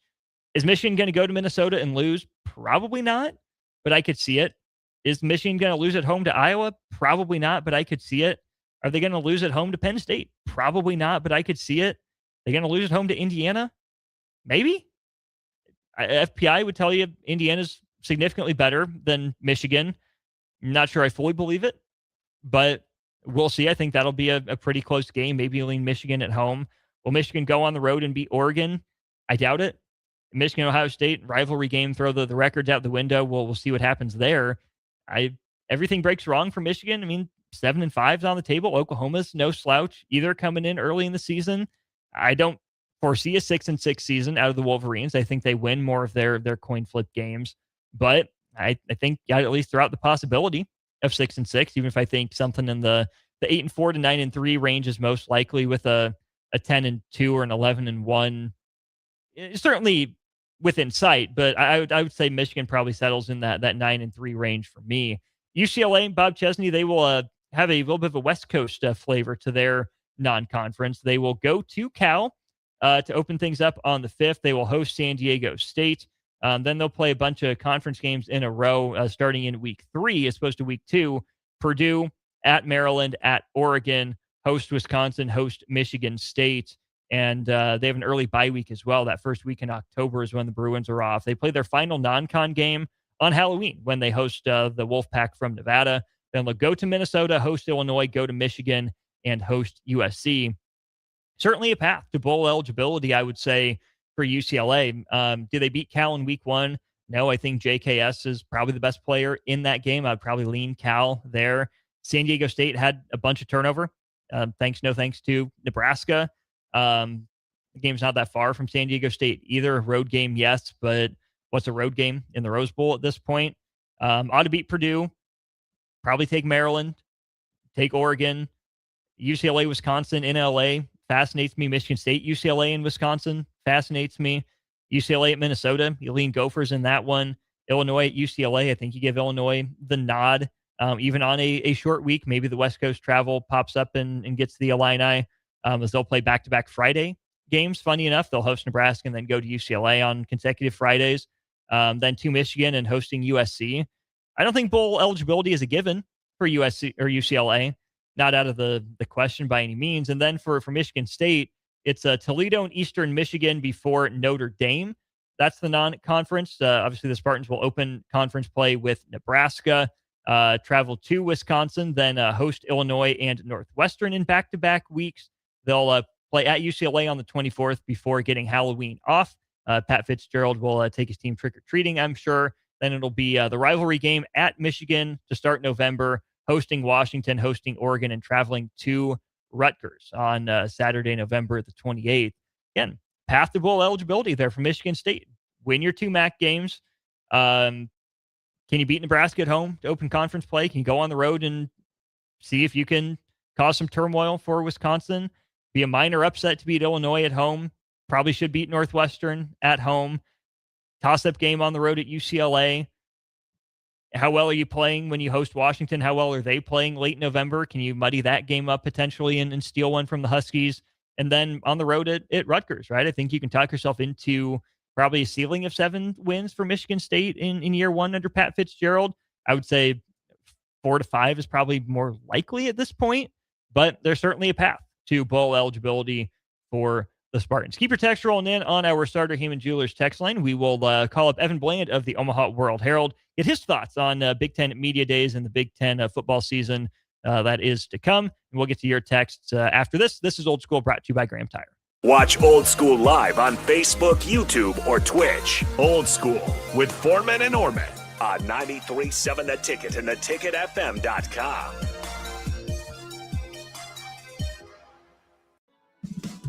Graham Tire Company is celebrating 75 years of serving our neighbors throughout the Midwest. And to say thank you, we're giving you $75 in instant rebate on a set of 4 select tires during our anniversary sale event.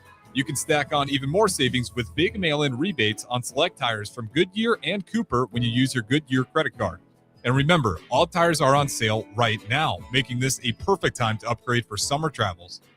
Hurry in today. Graham Tire, your tire store next door. Your line just went down. Production stopped.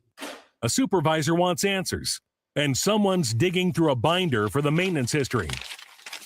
Every one of those minutes costs money. And most of the time, that breakdown could have been prevented. That's where MaintainX comes in. MaintainX catches the failure before it happens. Preventive maintenance plans on every key asset to improve reliability. Work orders assigned and tracked right from your phone. Everyone from the floor to the front office is in the loop. Real-time dashboards give managers instant visibility into what's been completed, what's overdue, and where the bottlenecks are. No more guesswork. Just a smarter, faster maintenance operation. Companies on MaintainX have cut unplanned downtime by over 30% and saved thousands on parts and labor every year. See what it can do for your operation. Try MaintainX free at maintainx.com. Join Old School from 3 to 6 p.m. on Monday, July 27th from the U-Stop just north of Warhorse Casino for a special remote broadcast. Nebraska football's Luke Lindenmeyer will be there for pictures and autographs from 3 till 4:30, and U-Stop is having the Corvette Club bring their red Corvettes down as well. Plus, there will be a raffle for a Dr. Pepper tailgate, a signed Luke Lindenmeyer Dr. Pepper mini helmet and football, and other free Dr. Pepper merch will be handed out. That's all Monday, July 27th from 3 till 6 p.m. at the U-Stop by Warhorse Casino off of West Denton Road.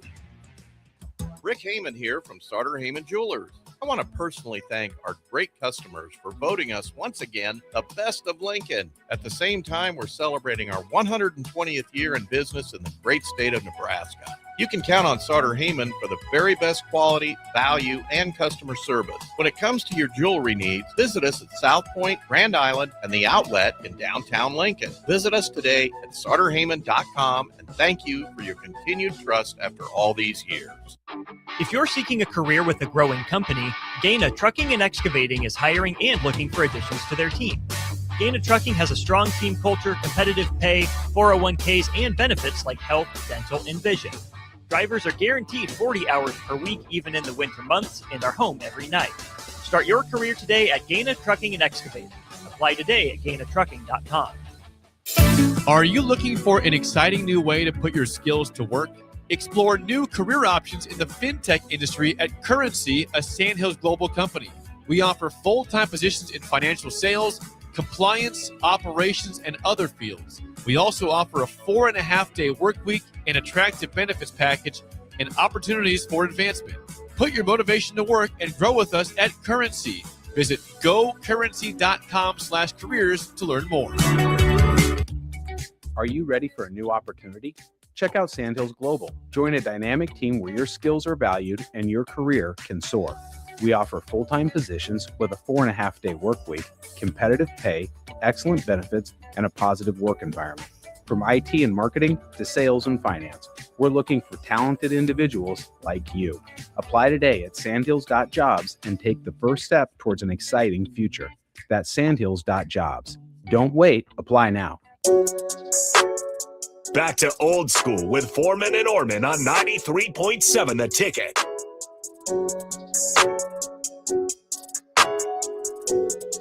That's right. Welcome back in. It is Old School, 93.7 The Ticket and theticketfm.com. We are headed to our Allo Fiber VIP line where we're joined by Evan Bland of the Omaha World Herald, covering all things Husker baseball and Husker football. I think it's official. It is still summer, but I think with media days, not just on the horizon, but drawing ever closer, we should probably start talking some Husker football with you. Evan, we're here. It's late summer. We're getting ready for Big Ten Media Days. How you doing, my friend?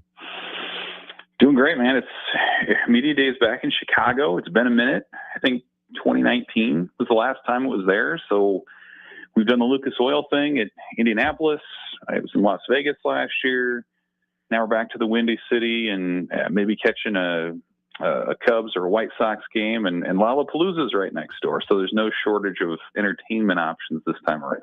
Rank those four events in order of your personal excitement for them between Big Ten Media Days, the two baseball teams, and Lollapalooza.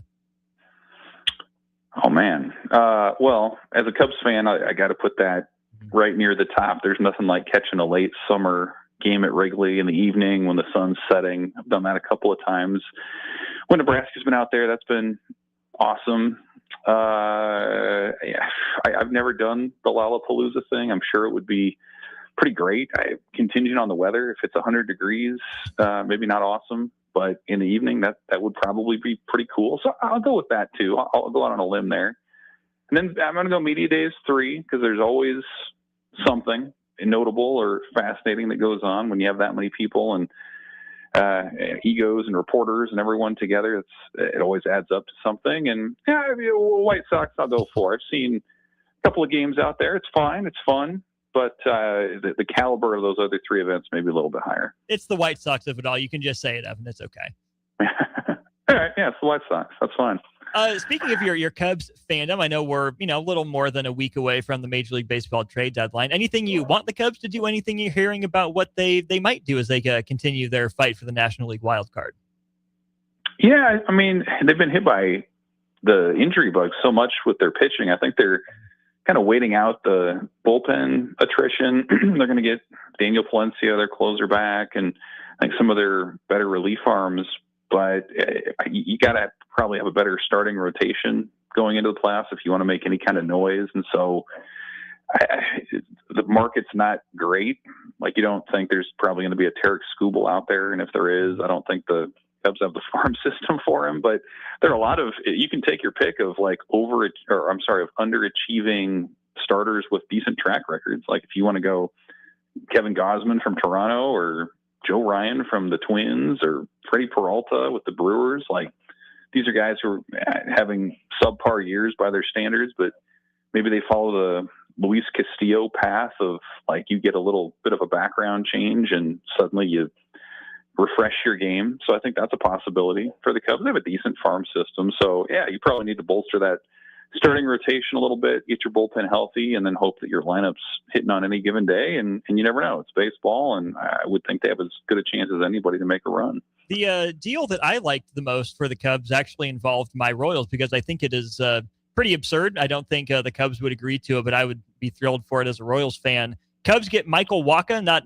exactly a career year for him, but, he's led the AL in innings pitched and been Mr. Reliable for that rotation that's also been battered by injuries. And that's all you'd get, Michael Wacha and his about 2.5 years of control for the price of Matt Shaw and Kevin Alcantara. Well, I'm sure you'd love that deal on the Kansas City end of it. I'm not ready to give up on Matt Shaw. When Nebraska fans remember him from his Big Ten days at Maryland too. Yeah. Like he was outstanding there, and I think he could. He's been hurt, so I think he could be pretty good long term. And I'm not ready to do that. I'm not. Walker's kind of on the back end of his career. If he was outstanding, and that was the missing piece for a deep run, maybe. But that seems like you're mortgaging the future for a mild return in the immediate present at best. Just my opinion. No, I completely agree, which is why I want the Royals to pull it off desperately. But I think J.J. Piccolo probably is out of Jedi mind tricks at this point. You mentioned Big Ten Media Days, obviously a big thing going on, and most of the reason we want to chat here today. You mentioned something interesting always pops without knowing what that something interesting is going in. When you look forward to Big Ten Media Days, what do you think is the biggest storyline or two facing the conference as a whole in terms of the football product and image? Well, I think the first thing you'll probably want to get a feel for is how does the Big Ten messaging contrast with the SEC? And last week, that was pretty consistent from the commissioner and from the coaches, was that it was going to be a difficult transition moving to that 9th conference game, and that people, specifically the College Football Playoff Selection Committee, need to be aware that the SEC is deep and the SEC is a gauntlet every single week. That's not the messaging you're going to get from the Big Ten. One, because they've already been at the 9-game conference slate. And two, they've got scoreboard at this point. They've got 3 straight national champions. You're going to have probably 2 or 3 contenders to do it again this year in Ohio State, Oregon, and Indiana. And you're in a place financially that's on equal or maybe slightly better footing at this moment than the SEC when you talk about television deals, and well ahead of the ACC, the Big 12, and everybody else. So I think part of what will be notable is what you don't hear, which is a lot of complaints about the status of things. I think the Big Ten is going to say, we're pretty good with how things are going in terms of the resources and the talent that they're returning and the star power and everything. So I think that's part of it. The Indiana piece will be interesting to me. What kind of tone does Curt Cignetti set this year? 2 years ago, he was the new guy, and he was super brash and drew a crowd. And a lot of people kind of, murmured behind the scenes, this guy's never going to get it done. Last year, he was a little bit quieter because he knew he had a good team. And what's it like this year when Indiana walks in with the swagger of being the national champion? How much do other coaches want to talk about that with teams and coaches that are trying to build, and they see what Cignetti did in 2 years? Like, what's that dialogue like? I think that'll be fascinating. And then it's always interesting at these events, I think, Austin, to see what the tone set by some of the new coaches are. And so, Matt Campbell for Penn State coming into a new league, what kind of message does he want to send? How about Pat Fitzgerald Mr. Big Ten forever at Northwestern, now back with Michigan State after 3 years of being an assistant volunteer high school coach in the Chicago area. What does he bring back into this thing? You can kind of, Kyle Whittingham with Michigan now in his kind of late chapter of his career as a 66-year-old coming into a new part of the country and a new brand and a new league. Like, just a lot of really fascinating things there. And then, of course, you'll always have the circus, the media circus that surrounds Ohio State with Ryan Day and who they bring, and Dan Lanning. What's his stock right now? Is he someone who could maybe look to make that NFL jump down the road? So just a ton of interesting storylines, brand names. I think you could probably go 10 or 12 schools deep and be compelled by what you hear. And, that's probably as much or more than you can say about any other league in college football right now. I want to take a lot of what you did, just one thing at a time, because those are a lot of the questions that I have as well. Starting at the conference level, if you're Tony Petitti, the athletic directors, the coaches, power brokers, however you want to define that, what would you say is the right move for the Big Ten, given that, like you said, it does hold scoreboard right now? Do you think it's up to the Big Ten in its best interest to press a lot of its current advantages to try to flex that muscle and try to remake college football in the Big Ten's image? Or, hey, we're winning with the way things are right now, let's push for the status quo? Well, I think you have the luxury, if you're the Big Ten, of being able to say, yeah, there are probably some things that we'd like to get done, but if nothing gets done, if it does stay status quo, then that's okay too. So like they'd have leverage on that. And I think that could show up potentially when you talk about college football playoff size for the postseason. The Big Ten's been open and encouraging it to go to 24 and have an expanded field. They don't really want to cap it at 16 so much. And so, but hey, it's worked for what the league has right now too. And they've been getting in 4 qualifiers a year, and their guys have been winning championships. So I'm sure that'll come up. You'll probably hear about the legislation in Congress right now to make it more transparent what student athletes are making through rev share and NIL and some other restrictions and guardrails that would come on regarding NIL and the transfer portal. So I think the Big Ten will probably make its opinions known on some of those issues. But I think probably largely it'll be a celebration of where things are. They'll roll out television viewership numbers and the success of the league in getting to the postseason and the resources that every school has to be competitive in terms of bringing in players and the coaches that it has. And so I think it's in a great spot where, yeah, you're going to have some things maybe on your agenda to improve. But again, if you don't change anything, nobody's got it better than the teams in the Big Ten right now. You mentioned then the Indiana of it all. Hoosiers don't go till day 3. In the Big Ten stacks Oregon and Ohio State on day 2. Do we know how the schedule is selected? Is that taken up with the schools? Is it a lottery draw?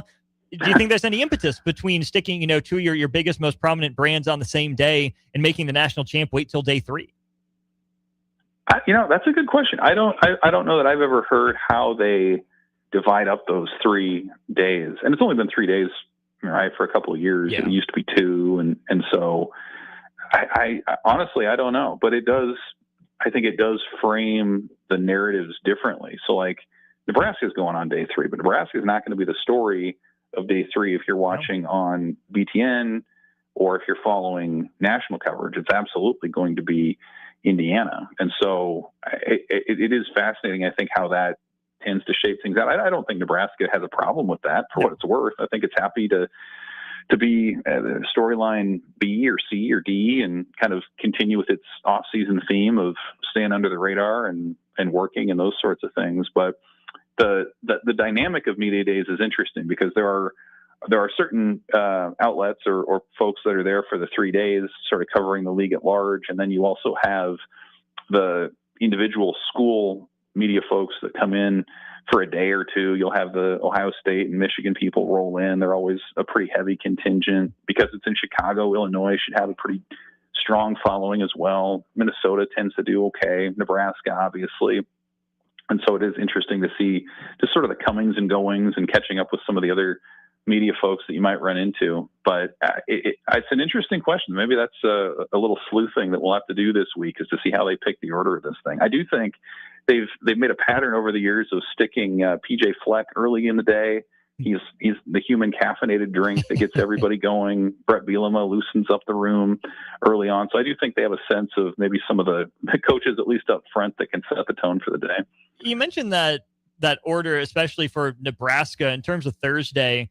I would say Nebraska is probably story 3, maybe 4, depending on how you look at it. Indiana, the lead. Kyle Whittingham in Michigan, probably not far behind at number 2. Then I think it's probably jockeying between Nebraska and Washington for team 3 of the day. Maryland is what it is. Northwestern, I doubt they're bringing Chip Kelly along, and so they're probably not quite as big of a story. But I think you're spot on with how that works out for Nebraska, and that, yeah, they're still a story. They're still a draw. Do you think it's beneficial for the program in the big picture to be story 3 or 4? Is that just something that's good for Nebraska now, but maybe Nebraska, when it's better, should want to be, one of the draws for a day? Yeah, no, it's a great point. I think it's befitting of this moment in time for Nebraska. They clearly didn't feel like they needed to go out and build their brand this offseason through podcasts or through documentaries. Their 2027 recruiting class is strong. You've already got one of, if not the best quarterback commit in the country in that class, in Trey Taylor. So you're feeling pretty good about where that element of it is. And I think they just kind of feel like it's appropriate, the way that last season ended with those blowout losses to Penn State, Iowa, and Utah, that you're just going to stay behind the scenes. And Matt Rule hinted at it after the season that, like, fans and people that follow Nebraska, like, you don't really want to hear a lot of talk. You want to see results in October and in November. You want to see them beat a ranked team. You want to see them develop players and have an identity on both sides of the ball. And the verdict on all of those things won't happen until talking season's over and you get to it. So I think there's probably a healthy dose of self-awareness from within the program. They'll go next week and be enlightening, and I think the players that are there will represent Nebraska well. Luke Lindenmeyer can get going and be an engaging personality. Certainly has done that in his past at Nebraska, and Andrew Marshall, I think, could do the same thing. Justin Evans is a little bit quieter, but insightful guy too. So I think they'll be well represented, but absolutely, like, you want to get to a point as a program where you're going to have a number consistently next to your name, and you're going to play meaningful football into November every year and be a factor. So that's certainly something that they're working toward. But at this moment in time, I don't think that they would complain about giving teams like Indiana and Michigan their day or their due on media days. A handful of quicker hitters for you. You can go to one non-Matt Rule head coach side session across the 3 days. Which head coach do you most want to listen to? Brett Bielema. He's a guy you could just sit down and have an adult beverage with, and I think he can probably talk with about anybody. He's going to shoot you straight. Give me Bielema as a guy who could, I'm sure, spin some tales about his time in the Big Ten and even the SEC. If the Big Ten wins its 4th national championship in a row, who won the national championship? I'm going to go Ohio State. I think Oregon might have the best starters, but I wonder about the depth if injuries or attrition pops up. I just think Ohio State's so explosive offensively. They've got a beast of a defensive line, as they always seem to. And, you miss a year of not hoisting the trophy, and it's like they have a chip on their shoulder. So I'm going Ohio State. It's hard for me to sell Indiana short because of what they've done the last 2 years. But you got a new quarterback. Your culture guys from James Madison are gone. So how does that carry over? And like I mentioned, I wonder about Oregon's depth. So you can give me Ohio State on this one. If the Big Ten is going to have its own version of 2025 Ole Miss, do you see any team filling that role? Does USC count? I think USC could jump up. I think Jaden Maeva is one of the better quarterbacks in the league. I think he's probably a top 3 or 4 quarterback in the league. We've seen what Lincoln Riley can do developing quarterbacks, developing offenses. I think USC, maybe more than any of the other West Coast schools, has had to adjust to a coast-to-coast life in the Big Ten. They've lost games on the road the last 2 years that you'd never pick them to lose in neutral settings. So I think they've maybe figured some things out. I think they have the skill players, the coaching. That's a team to me that maybe could rise up and make a little bit of a deeper run. I answered that question with USC as well when it was presented to me, which it's a little different. It's not a one-to-one because Ole Miss has been, on aggregate closer to the playoff than USC has been. But I think offense first, prove it, head coach, young, kind of brash. The difference is Gary Patterson. That fascinates me for USC. What the heck is he doing out there in Los Angeles? I'm a Gary Patterson guy. I like what he did at TCU. I'm fascinated to see as USC continues cycling defensive coordinators if Gary Patterson can finally be the answer for the Trojans. Yeah, because it does feel like they've got a lot of the other stuff figured out. They're going to get quality quarterbacks, quality skill players. Their lines have been good. I know their home field advantage isn't great, but it's good enough.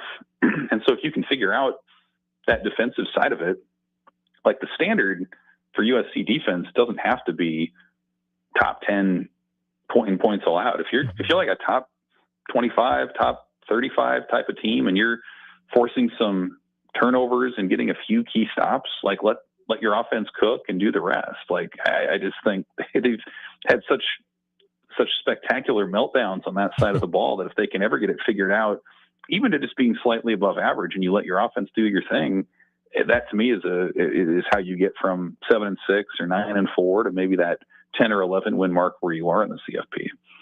Final one for you then, Evan, is among those 4 new coaches, Matt Campbell, Kyle Whittingham, Pat Fitzgerald, and Bob Chesney.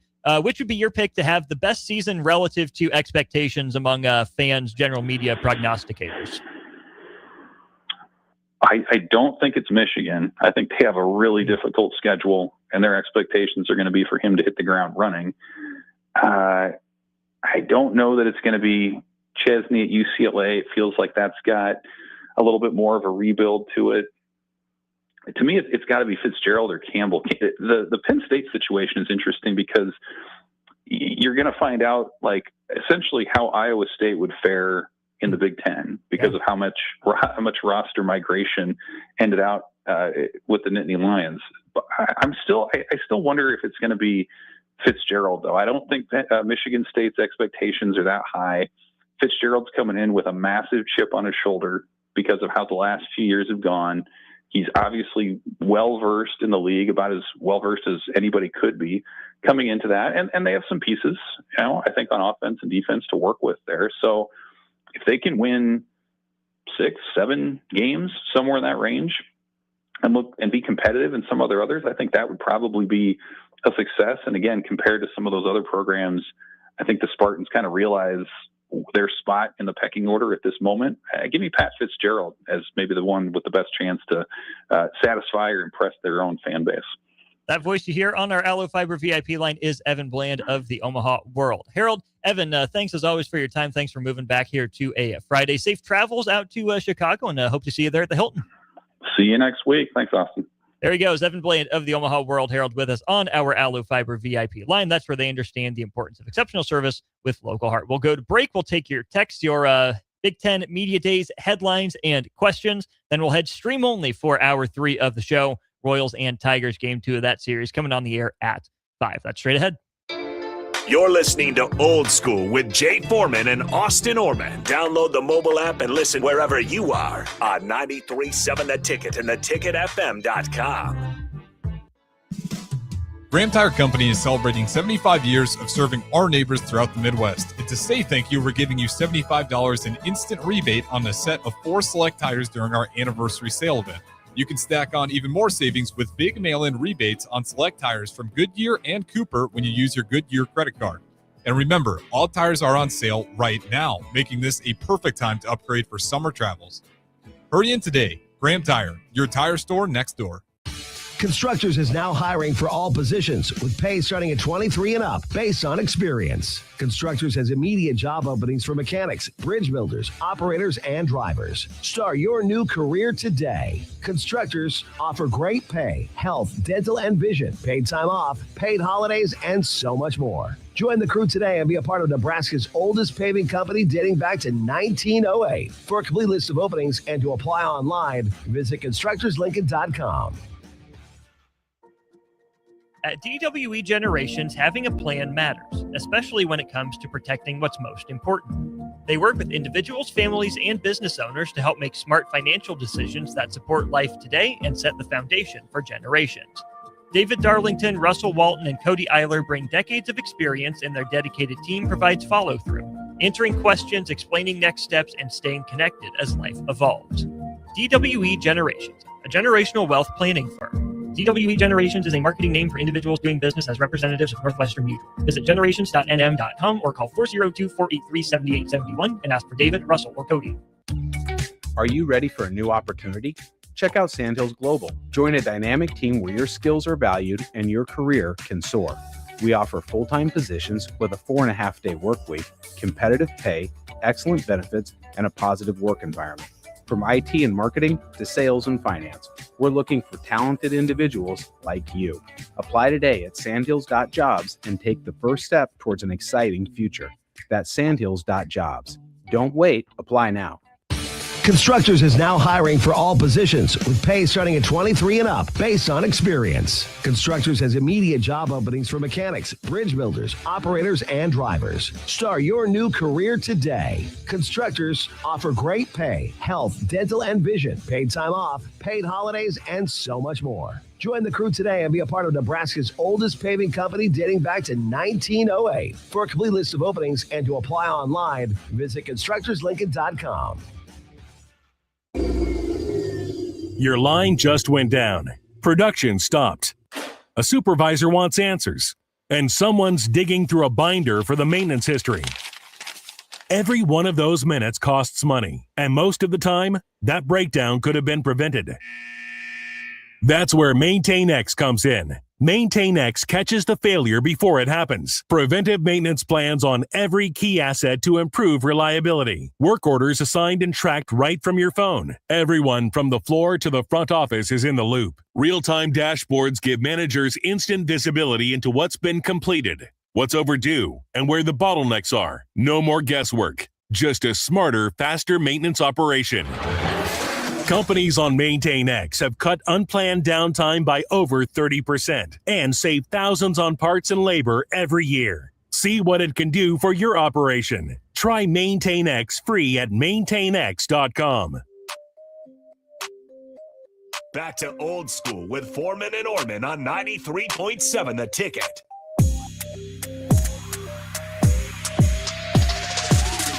Brief segment wrapping up hour 2 of Old School here on the radio. Don't forget, here in about 5 minutes, we'll be switching over to stream only as the Royals and the Tigers are getting ready to play game 2 of that series up there in Detroit. We head to our starter Heyman Jewelers text line. Dad wants to know, here's a question for you. Which Big Ten coach is on the hottest seat and why is it Luke Fickell? Which other Big Ten coaches' seats are getting warm? Yes, it does seem like Luke Fickell is on the warmest seat in the conference and likely deservedly so. I think that one checks out. That one makes sense to me. I'm curious to see, though, if Sean Eichhorst was brought in to fire Luke Fickell or if he's willing to be a little bit more patient with him and give him a chance. What exactly that looks like. Eichhorst, Wisconsin born and raised, has actually worked at that university before.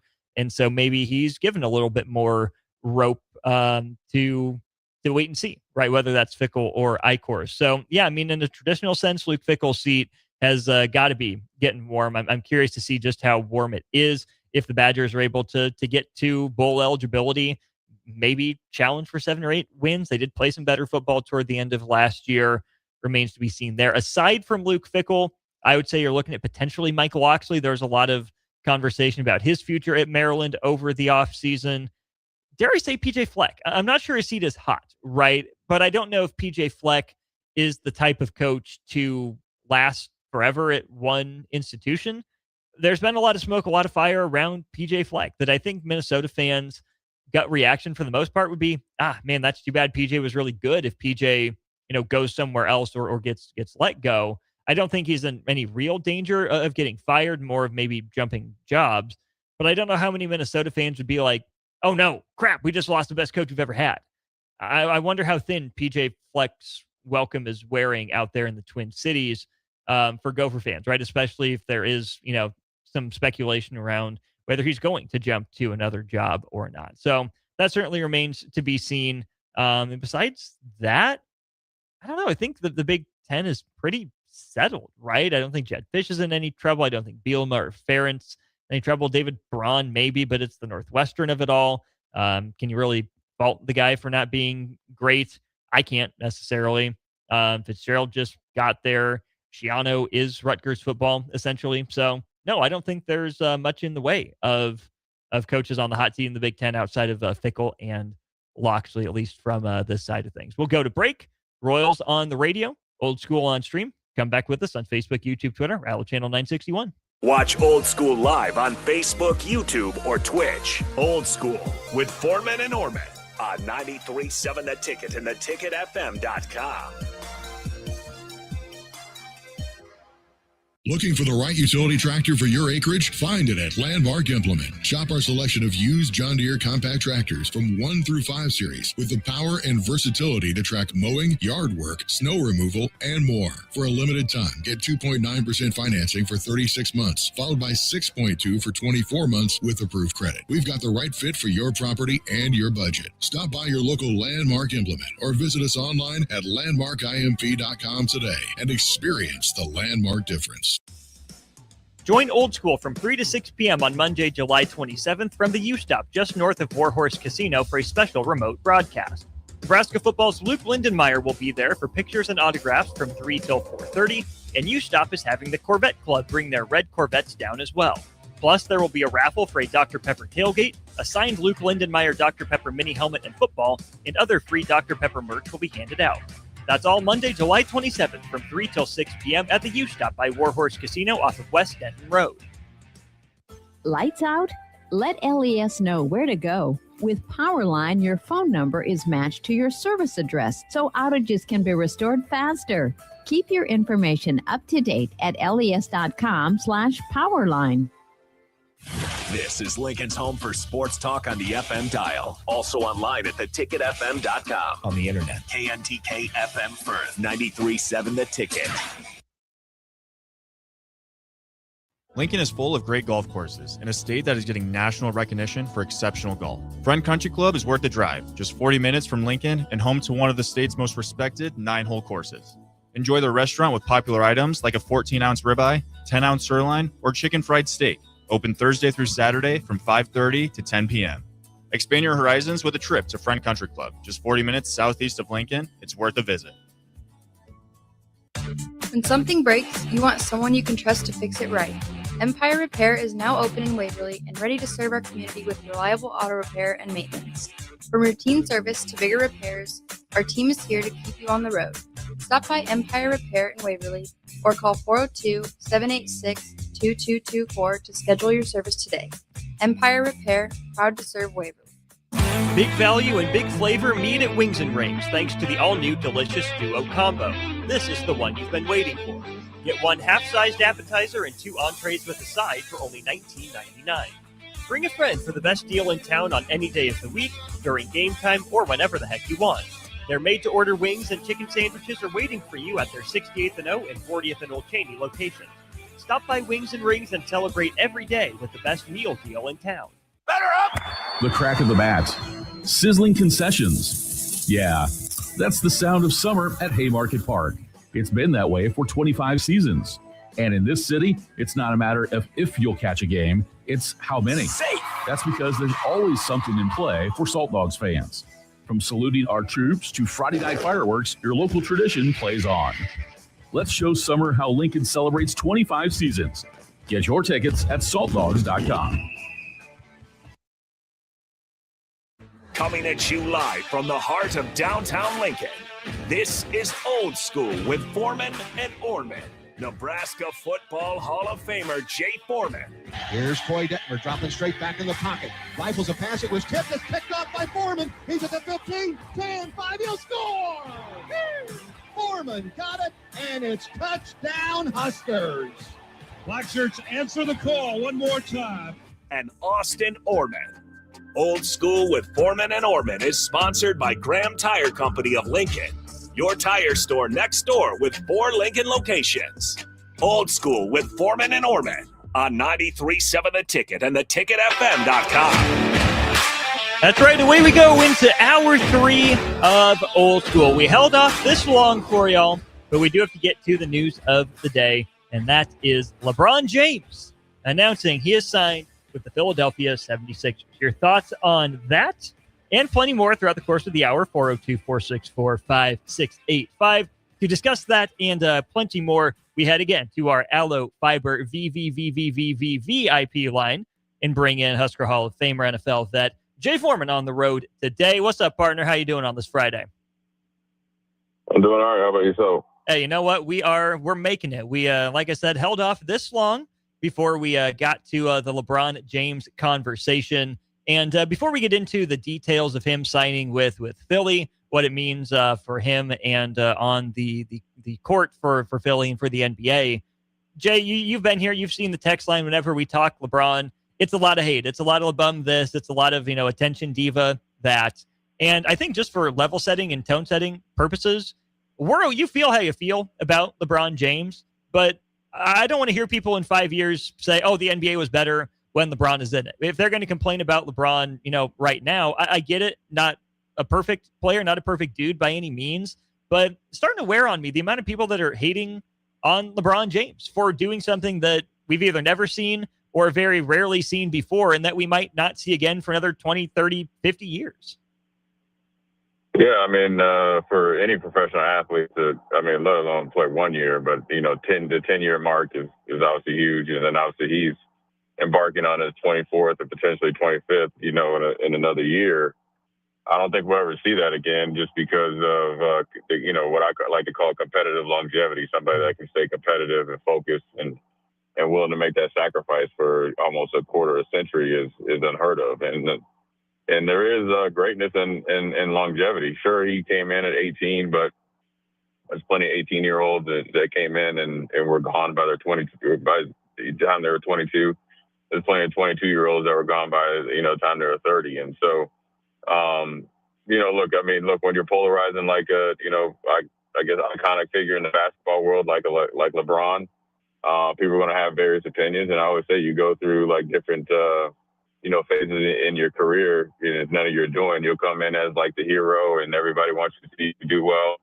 And then you start to have success and everybody wants you to, to fail. And then now you're the villain and they're tired of seeing kind of narrative of Michael Jordan. And then he left and then he came, why is he playing with the Wizards? So, it's just part of, being in the position that he's in. But, really, to be honest with you, when you look at here, distinctly different than any other superstar that's went to a team because for him to play for $4 million, 2 years, $8 million, all the narrative of what they were saying before that necessarily weren't true, that he was controlling the team, that he was going to blow up the team. He actually came in and allowing them to, to go out and potentially get some more free agents. So, his reasoning is what he said and what he did by his actions, they both, locked up or matched up 100%.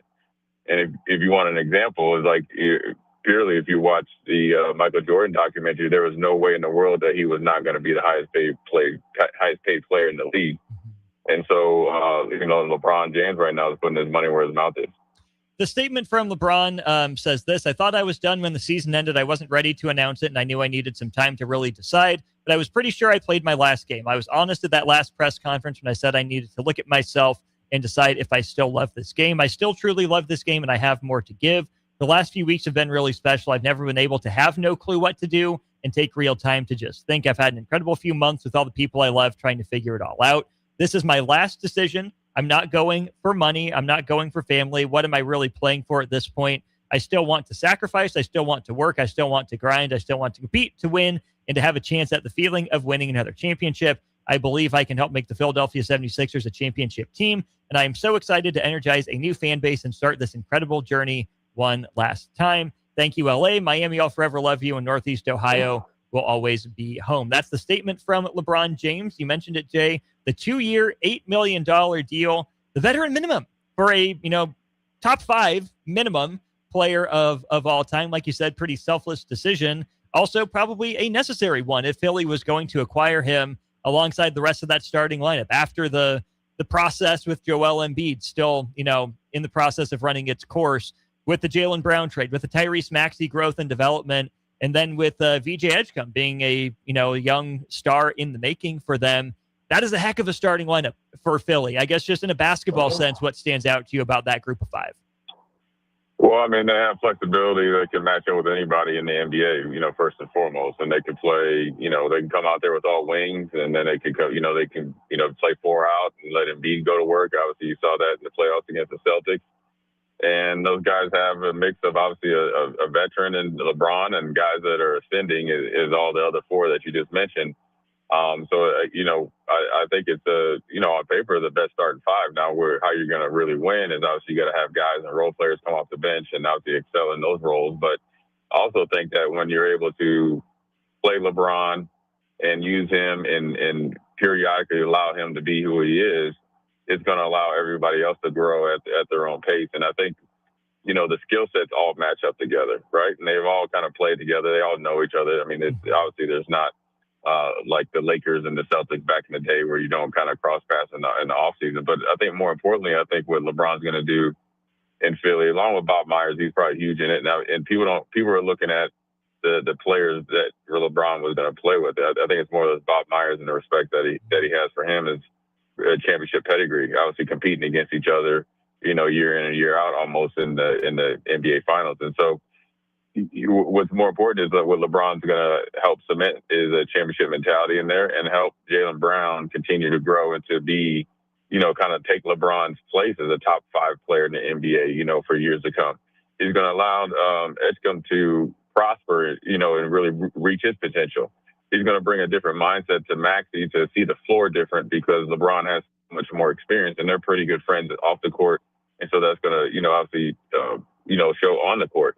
And then I think also, hopefully, the biggest part is really somebody that's going to come in there and really show Joel Embiid what it's like to be a champion and the type of work that he needs to put in to be the best. And, Philly, I think they're, at least last year, one of their backups, was pretty good on the defensive end. Mm-hmm. What Joel Embiid needs to understand is that, he'll be able to really be more efficient.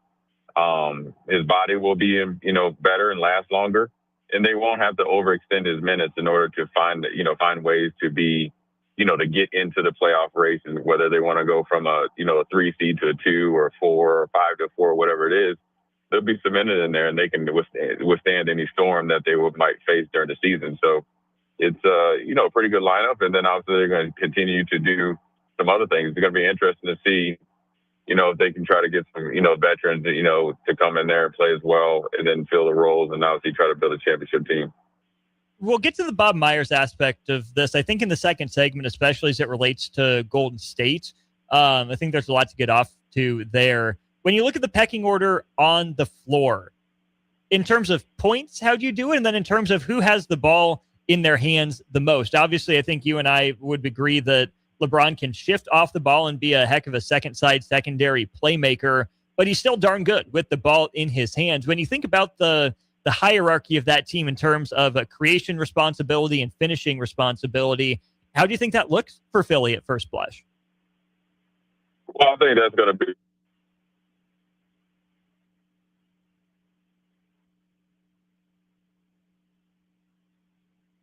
basis. I think it allows LeBron to do what he does best, and that's obviously make the right pass. I think right now, when you look at it, if Embiid's in there and he's cooking, they can roll with him. But I think obviously with Jaylen Brown, I think he's a guy that, as far as being a 3-level scorer, I think that's the guy that you could give the ball to. But I think what Jaylen Brown's going to learn from LeBron is when to attack, when to create, and then when to go for your shot in those moments. He's been really good at times, obviously, within the last, say 6 or 7 seconds or, game-winning plays or game-time plays. But I think the growth of him and Maxey will be on the shoulders of learning from the LeBron. So maybe, those guys that, what I think envision, to be honest with you, I think the should, allow them to kind of make mistakes or kind of learn organically, right? Don't try to control it. It's about the game of how you deal with the uncontrollable. But I think if they're able to allow that to grow organically and the communication is clear, I think all the personalities match up well together. I think sometimes when you have to, when you bring guys in, like with Westbrook, he's looking at it that he's as good or better than LeBron. He certainly wasn't. He's great in his, guys that are willing to go through this process together. And then obviously, the late game and the last shots will go off of that. And so, sometimes you can have too many options, but I think if you have all 5 guys, as a cohesive unit, I think it'll just be just fine. The coaching aspect of this with Nick Nurse also fascinates me. He has a little bit of a mad scientist vibe, at least he did when he was winning the title with Toronto. Eric Spoelstra, probably the best coach that LeBron has played under, obviously, during his Miami tenures when he had Eric Spoelstra. Is Nick Nurse the next best coach LeBron will have played for? Do you give Tyronn Lue that nod? Young Mike Brown, obviously, is just got done winning the title with the Knicks. I mean, he's played for his fair share of good coaches. Where do you think Nurse slots in terms of the head coaches that LeBron's played for? Well, I think when LeBron gets there, so which is mean when he first arrived in Miami, I don't think Eric Spoelstra is Eric Spoelstra now. I think part of that process of coaching LeBron has brought Eric Spoelstra to, the mini Pat Riley or Pat Riley 2.0. So on paper, Eric Spoelstra is the best coach. In reality, when he coached LeBron, he was a great coach in progress. So I'm going to say Nick Nurse right now is the best coach from day one, meaning their relationship starts after Nurse is really built up a Toronto franchise, won a championship, came and did some really good things in Philly. So when he starts with LeBron, I say he's the most accomplished coach from day one. Now, other guys end up doing great things. Obviously, you mentioned Mike Brown, right? That was maybe his first head coaching job, learning. T. Lue as well, where T. Lue kind of came in and really was more of a, I wouldn't say mentor, but more of a therapist and kind of got out of the way, right? And he was able to challenge guys and stuff. And then T. Lewis went on to do great things with the Clippers. So I'd probably say, in reality, Nick Nurse, but then obviously Spoelstra's right there as well. Even Frank Vogel, I mean, that's the coach that he won a title with out there in L.A. Obviously got fired from L.A., but I think maybe an under-the-radar guy, not to the level of the other guys, but I think deserves a mention. Then team-wise, we talked about the players, we talked about the coach.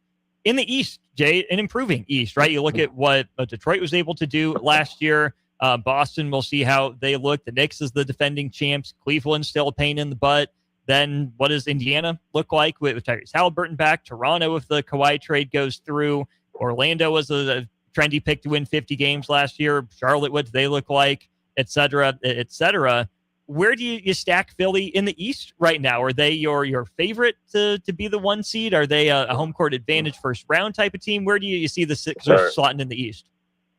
Well, I see them, as one of the top 4 teams. I mean, on paper, you can't just put them at number 1 just because they made acquisitions in the offseason. I mean, we've seen that year in and year out, and they're, different, major league sports that, you can acquire all these players and it just doesn't sometimes work out. So I think the Knicks will be number 1. I'll give the Celtics the nod just because you feel like they're going to be able to bounce back in some form or fashion. And then I think Philly and Cleveland are right there. And so, but that's a good, that's a good spot for Philly. And I think when you have LeBron James, it doesn't matter where you're at once come playoff time. Yeah. He knows how to win, and he's whether he's number 1 seed 2 or whatever, even down to 4, there's a pathway for him in all, different, versions to a championship. So I think Philly's just going to be a work in progress and they got to learn and they got to, get into it together. But I think the best thing that they're getting is they're getting a LeBron James that's, really with that LA experience, quiet as kept. He probably handled it better than anybody wants to give him credit for, where year in and year out after that championship, and obviously, the last straw was getting rid of Anthony Davis without his knowledge and then turning the team over to Luka. There was only like a year or 2 period that they actually in 8 years, put a quality team around them that was actually a playoff threat.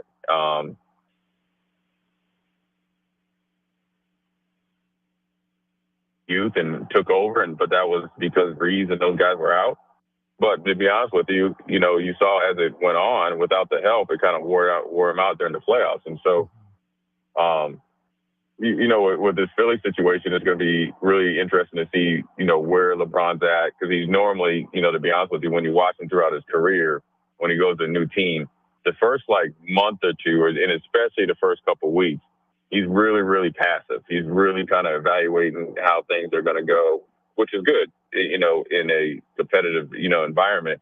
And then he starts to kind of find his role. So it's going to be interesting to see how this season evolves, and he's willing to also, take a backseat, production-wise. I mean, so he's doing things that arguably a top 3 player, and obviously it'd be Jordan and maybe Kareem or whoever else you want to put in there, the top 4, top 5 player would never have done. So if LeBron stays number 5, the 4 guys in front of him would never take this type of chance or this type of role potentially, whether it's first, second, or third or fourth option on the team at any point in their career, let alone when they're trying to win a championship. I love how you broke that down. And that's another interesting aspect of this is that with LeBron's age and Joel Embiid's injury history, I think it's a positive for Philly that they have 3 dudes that have been pretty darn durable. When you look at the number of games Maxi's played the last handful of years, Jaylen Brown showing up pretty much every night for that Celtics team carrying him the way that he did. And even Edgecombe playing more than his fair share of minutes last year because he was so good so early. I'm going to be fascinated, Jay, to watch how Nurse and the front office balance the importance of the regular season in terms of getting that chemistry and that cohesion between their top group of 5 as we see it right now, getting rotations figured out. Because I would guess Embiid and LeBron both probably want to play, between 50 and 65 games, I would say, to save the body, get ready for the playoffs. But I would guess more of that comes in February, March, leading into April and the playoffs to really round into form. Because with this many guys that had, usage rates over 20% last year and spent a lot of time on ball for all of them, I don't think you can just roll the ball out there with this group and say, I hope it works. I think you need the regular season to do some of that experimenting, to figure out what works for this group and what doesn't. And so I'm going to be really curious to watch how Nurse balances the minutes, the workloads, and the responsibilities, obviously with the playoffs, the end goal in mind, but also needing to understand you have to have these guys available for it. Yeah, I mean, that's, part of being a coach, but then also that's a part of having some veteran leadership on the team. They know what it takes to get ready to make a playoff run, especially with Brown and LeBron, obviously won the championships. And Philly went pretty far last year in the playoffs until they got rocked against the Knicks. And so, they all understand what needs to happen, right? And so they understand the type of work that needs to go into the season. You got to be very strategic, and also, you don't want to, burn them out earlier in the season trying to figure out what's going to happen organically late in the year. So it's going to be an ongoing process, and they understand, where guys are at, and they're trying to do what's best for them as they move forward. The other aspect of this then, as we start to wrap up this segment for LeBron, I mean, you think about Patrick Ewing in Orlando, you think about Jordan on the Wizards. Is there any chance that this is Tom Brady to the Bucks? Historically down and out franchise over the last 20 years. I mean, it's been since 2001 since Philly even made the conference finals. Of course, they make the finals that year, but you bring in the GOAT, or arguably the GOAT, to a young, improving roster, hoping to make history with a different franchise. How do you view this move for LeBron and how he's viewed legacy-wise? Yeah, I mean, it could be, right along the same lines. I mean, obviously Tom Brady, when he went down to Tampa Bay, everybody was shocked, right? And you thought it was going to happen a year or two before. You thought LeBron was going to maybe leave an offseason or two before. And so you're right. Philly is trying to get their ducks in a row, kind of like Tampa did when they kind of committed to Jason Light and the Glazers really started to, try to build a winning culture. And then you bring a champion in like LeBron and it's going to, permeate throughout the whole franchise. How you work, how the standard, and the belief in winning, and then obviously the day-to-day, actions that lead to possibly being a champion. So I think it could work out that way. Tampa was kind of loaded, and then Tom Brady was the last piece. But now look at Tampa now that Tom Brady's done playing. The standard of excellence that they have an identity about themselves and who they look for to be a part of their franchise, and so. If everything goes well in Philly, Philadelphia 76ers will be along the same lines as Tampa Bay Bucks. Let's go ahead and go to break here. The teams that missed out in the LeBron James sweepstakes, Golden State, Cleveland, Miami certainly come to mind. And, of course, the Timberwolves. What do they do at power forward? Husker Hall of Famer Jay Foreman is on our Aloe Fiber VIP line. We'll keep this NBA LeBron James conversation rolling when we get back. This is Old School, brought to you, as always, by Graham Tire Company. Hey, Husker Nation, this is Todd Euler, two-time national champion with Window World Lincoln. Are you ready to transform your home? We offer exceptional replacement windows, doors, siding, and roofing, that will elevate your home's curb appeal and value. As a nationally known, locally owned business, we treat you like family and work tirelessly to deliver the best for less. Don't wait to give your home the upgrade it deserves. Contact Window World Lincoln today at 464-7313 or check out windowworldlincoln.com. Let's make your home the talk of the neighborhood. At Anderson Ford, we offer a 5-day return or exchange policy, so you can make sure the vehicle you choose is the best vehicle for you. No pressure. Right now, lease a 2026 Ford F-150 for $198 per month for 36 months. Experience better at Anderson Ford. Stock number 1008623, $198 per month lease for 36 months with approved credit, 7,500 miles per year, 14,000 with signing. No security deposit required. Tax, title, and license fees extra. Residency restrictions apply. Program subject to change. Must take new retail delivery from Anderson Auto Group by 7/6/26. Rick Heyman here from Sauter Heyman Jewelers. I want to personally thank our great customers for voting us once again the best of Lincoln. At the same time, we're celebrating our 120th year in business in the great state of Nebraska. You can count on Sauter Heyman for the very best quality, value, and customer service. When it comes to your jewelry needs, visit us at South Point, Grand Island, and the Outlet in downtown Lincoln. Visit us today at sauterheyman.com, and thank you for your continued trust after all these years. Hey there, this is Paul Scheel, owner of High Electric. I want to thank our friends and loyal customers and introduce High Electric to those looking for a new electrician. We've been serving the Lincoln and Omaha area for over 30 years, from design to install, upgrades, and repair. If you are a homeowner or a small business needing some electrical work, call us at 402-466-6606 or check us out at hyelectric.com. We look forward to hearing from you. If you become ill or injured at work and need an experienced attorney, call Liberty Law Group. The attorneys at Liberty Law Group will defend you in court, protect your rights and freedom to get you the best possible results for your case and the justice you deserve. Trust your rights and freedom to Liberty Law Group, attorneys serving Nebraska and Iowa. Call them today at 877-404-5238. That's 877-404-5238. Or check them out online at libertylawgroup.com. If one of the things running through your mind as a business owner is the recurring worry of possible cyber attacks, you can let out a sigh of relief. Hamilton Business Technologies has you covered. As the official business IT partner of the Huskers, we offer real-time threat monitoring, advanced security protocols, and more to keep your data safe from harm. We care about the success of Nebraska businesses and communities like yours. Learn how we can help you at hamiltonisbusiness.com. Hi, Kendall Warnock here, owner of A1 Automotive. If you own a BMW, Audi, Volkswagen, or Mini, you know specialized service matters. Our team uses advanced diagnostic equipment, OE equipment, including factory-level software, to accurately diagnose and repair your vehicle. Dealer-level capabilities with hometown service. A1 Automotive, 1117 L Street. You can call us 402-477-4660. At Parkview Animal Hospital in Lincoln, it's not just their professional care that sets them apart, but their warm staff and state-of-the-art facilities. Whether it's for a routine checkup or a comprehensive medical procedure, at Parkview, your pet isn't just another number, but a valued member of their caring family. Visit them at pahlincoln.com today and in person just south of 14th and Pine Lake Road.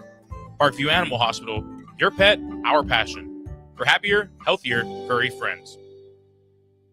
If you want to make new floor shopping easier, come to O Street Carpet. Hi, I'm Steve Carper. Our flooring professionals can help you choose the best flooring for you, your family, and your budget. We eliminate the confusion. Even better, you'll be enjoying your new flooring much sooner. No 6 or 8 week waits. We'll install right away and save you money on installation. Floor shopping made easy every day at O Street Carpet. O Street Carpet. 1732 O Street. Family owned and operated. Always the best value. Perch Merch is your one-stop shop for all your printing and promotional needs in Lincoln, Nebraska. They specialize in screen printing, embroidery, vehicle wraps, window wraps, print collateral, promotional products, and signage. At Perch Merch, they're committed to delivering high-quality products and exceptional customer service. Their experienced team of designers and printing professionals will work with you every step of the way to ensure that your vision is realized. Call for a quote today at 402-217-5212 or go to perchmerch.com. Get rid of pesky critters once and for all with Bats to Rats. Their expert team is here to help you reclaim your home. No more sleepless nights caused by crawling critters or flapping wings. Bats to Rats ensures a safe environment for every family member. Check the website at batstherats.com for amazing offers. And if you mention this ad, you'll receive $10 off your initial inspection cost. Call Bats the Rats today at 402-781-8691. That's 402-781-8691. Bats the Rats. Back to Old School with Foreman and Orman on 93.7 The Ticket. That's right. Welcome back in. Austin Orman, Jay Foreman with you. He's on our Allo Fiber VIP line. Allo Fiber is where they understand the importance of exceptional service with local heart. LeBron James signs with the Philadelphia 76ers, veteran minimum contract, 2 years and essentially $8 million. Jay, the guys, the teams, I should say, that swung and missed on LeBron, certainly a number of them. Let's start with your Timberwolves. A glaring hole there in the front court for them there at the power forward position. How does missing on LeBron James change the outlook for the Timberwolves? Well, I think, originally the Timberwolves, weren't in the, top two. So it was obviously, it'd be that like them winning the lottery. So I don't think it changes their, the process and how they're thinking about they're going into the season. Because they weren't banking on getting LeBron James. I think, once you got LaMelo Ball, I think that changed the aspect of what that team would look like from a championship pedigree. You had two very, very young players. You have a player that's, potentially, could be the face of the league in Anthony Edwards. You have one that's been defacing the league in LaMelo Ball, who had a really good year this year. But it was under the thought that he potentially could, improve his stock or improve his trade value. Now, where is he really day in and day out? That's what I think LeBron and his team looked at. So the Timberwolves lost out. They would have been just like Philly, right? The Timberwolves had periodic success where you bring somebody like LeBron James in there. It really sets you up for not only the present but the future. But I think for them, with the big hole at power forward and getting rid of Naz Reid, and then again, Randall as well, there's nowhere else for them to go, as far as in the trade, unless, somebody, they pull off some sort of mid-level blockbuster trade right now, but then they would have to give up some assets and some draft picks. So, it's going to change how they're going to, go about, how they play. I think they're going to be a heavy 3-point shooting team and try to, have Anthony Edwards and McDaniels drive and dive. I think you're going to see a lot more threes jacked up. I think that's what they started to morph into last year. I think Randall got in that way, but I thought Naz Reid really fit that. But ultimately, they were able to give up a pop four, for LaMelo Ball, and they feel like with Anthony Edwards and LaMelo, they'll be able to be more efficient from three. Miami had the leak of the introductory press conference go out. The scheduled for what would be Monday. Obviously, that's not going to happen. Pat Riley kind of alluded to still trying to land LeBron as recently as Giannis Antetokounmpo's introductory press conference there in Miami. How big of a miss is it that Miami didn't land LeBron for a second time, in your opinion? Yeah, it probably stings a little bit because LeBron James, was able to go down there and win championships, and obviously, well respected and revered down there in South Beach, and he enjoyed his time down there for the most part as a Miami Heat player as well, until Pat Riley took away his chocolate chip cookies after a game, and that's his vice. And so I think what that decision came down, and obviously I can't speak for LeBron, but they've had a great run there in Miami. It's Giannis's team and obviously Bam, and it would be hard for him. And we talked about it on Old School plenty of times. Austin, going back and trying to repeat history is almost too heavy for anybody, even the likes of LeBron James to do. And so you probably didn't want to fight against that. And also probably felt like the lineup potentially in Philly was a little bit better. You mentioned the history. Cleveland. Kind of feels like it was LeBron or James Harden, potentially. Maybe those two guys could have coexisted depending on the money. I think if he had gone back to Cleveland and this was the first time he was going back, maybe it works. And certainly I think he could have had the best retirement too. I mean, as LeBron said in his own tweet, it's his last decision. It's Philly, and that's it for him. The retirement tour, I think, would have been sweetest in Cleveland. I don't think the basketball fit would have been, and I'm not necessarily bummed that LeBron didn't go back to Cleveland a third time in terms of the basketball aspect.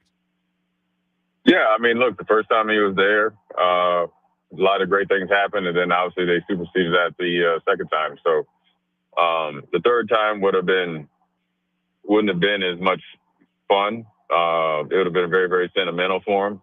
But, he'll always be a Cleveland Cavalier. He's from up there, so he understands that. And I think he has a better relationship with Dan Gilbert now, to where he knows he's welcome, and Dan Gilbert and company and the Cleveland Cavaliers brass, respect his decision. So, and also I think with the grumblings inside the locker room, along with James Harden, I think, Spider Mitchell would have been great, and everybody else would have been great with him, and Kenny Atkinson as well.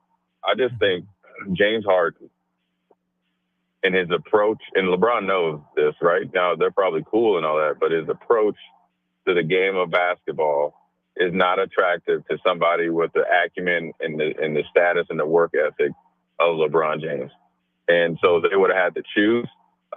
They wouldn't have been able to coexist, and I think it was just too many, I won't call them red flags, but a lot of yellow flags leading him to make a decision not to go back to Cleveland. The other team that I think that deserves some conversation here is Golden State. Of any of those four teams that missed out between Miami, Minnesota, Cleveland, and now the Warriors feel the most stuck. Kind of felt like it was LeBron or nothing potentially, and I'm fascinated to see what, if anything, the Warriors can do at this point with Draymond Green still unsigned, trying to maybe make some room for LeBron James. Does he go and sign with his Clutch Sports buddy and podcast partner, LeBron James, potentially as the backup center in Philly?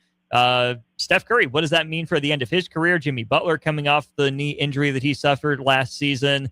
Kind of feels like it's the play-in again for Golden State. I'm not sure how much LeBron moves the needle. Would have been fun for the legacy thing, but it looks like Team USA in 2024 is the only time we get to see the LeBron James and Steph Curry pairing.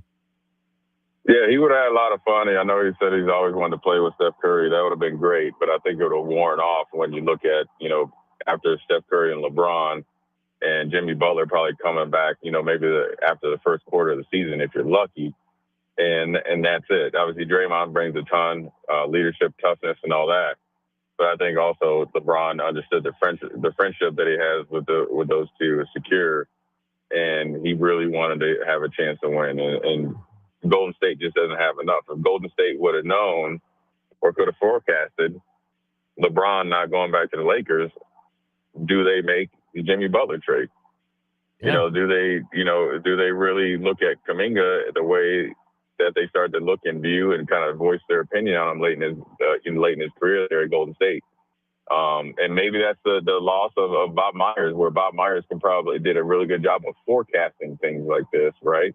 With his, and he showed you with his ability to pick up all those, sneaky, really good veterans that had 2 or 3 years of really solid years left in their career, Livingston, Al Horford and all those guys. Maybe that doesn't happen. And so whether you want to point to, Steve Kerr or Dunleavy, but it just seems like there's a lot of anxiety in that franchise, right? You got to think the awkwardness of Steve Kerr at the end of the season, that all but seemed that the door was shut on him even being allowed to come back. And then all of a sudden he's allowed to come back. Then Draymond Green and him not being in communication with Dunleavy for the last half of the season. And then obviously he opts out. All those things are not how Golden State has ever run their franchise while Myers and company was there. It's drastically different, and I'm sure LeBron and his agent talked about it. Well, yeah, Dunleavy has been there for a little while, essentially got promoted when Myers left. And that's why what I've been seeing from the accounts and writers from the Bay Area, Jay, is that they're pinning a lot of these issues on ownership. Not to say anyone is blameless necessarily, but it seems like a lot of the ire out there is being directed at the Lacob family for meddling or making the wrong decisions, whatever it is. I don't fault Bob Myers for walking away, right? That Silicon Valley mindset that the Lacob family comes from, sure, can wear on you, right? Especially after the successful run that wasn't ever really drama-free for Golden State. I can understand Bob Myers wanting to walk away, but that is a hugely respected basketball mind that essentially just dumped the looming problems onto his successor and Mike Dunleavy Jr. So I think Dunleavy, has questions to answer. Why does it feel like you're still in the learning curve? Why you're not being more assertive and trying to carve your own path? Are your hands tied because of ownership? If your ownership Why did you just hand it off to Dunleavy, not go get someone maybe more assertive? Why are you think you're meddling? Why do you think you know basketball like that? I get it's your franchise. Steve Kerr, right? You're a prominent voice. How much are you speaking up in those meetings behind the scenes? Are you getting overruled, or are you content to just throw your hands up and say, well, it's not my fault. I'm just the coach. So many fascinating dynamics out there.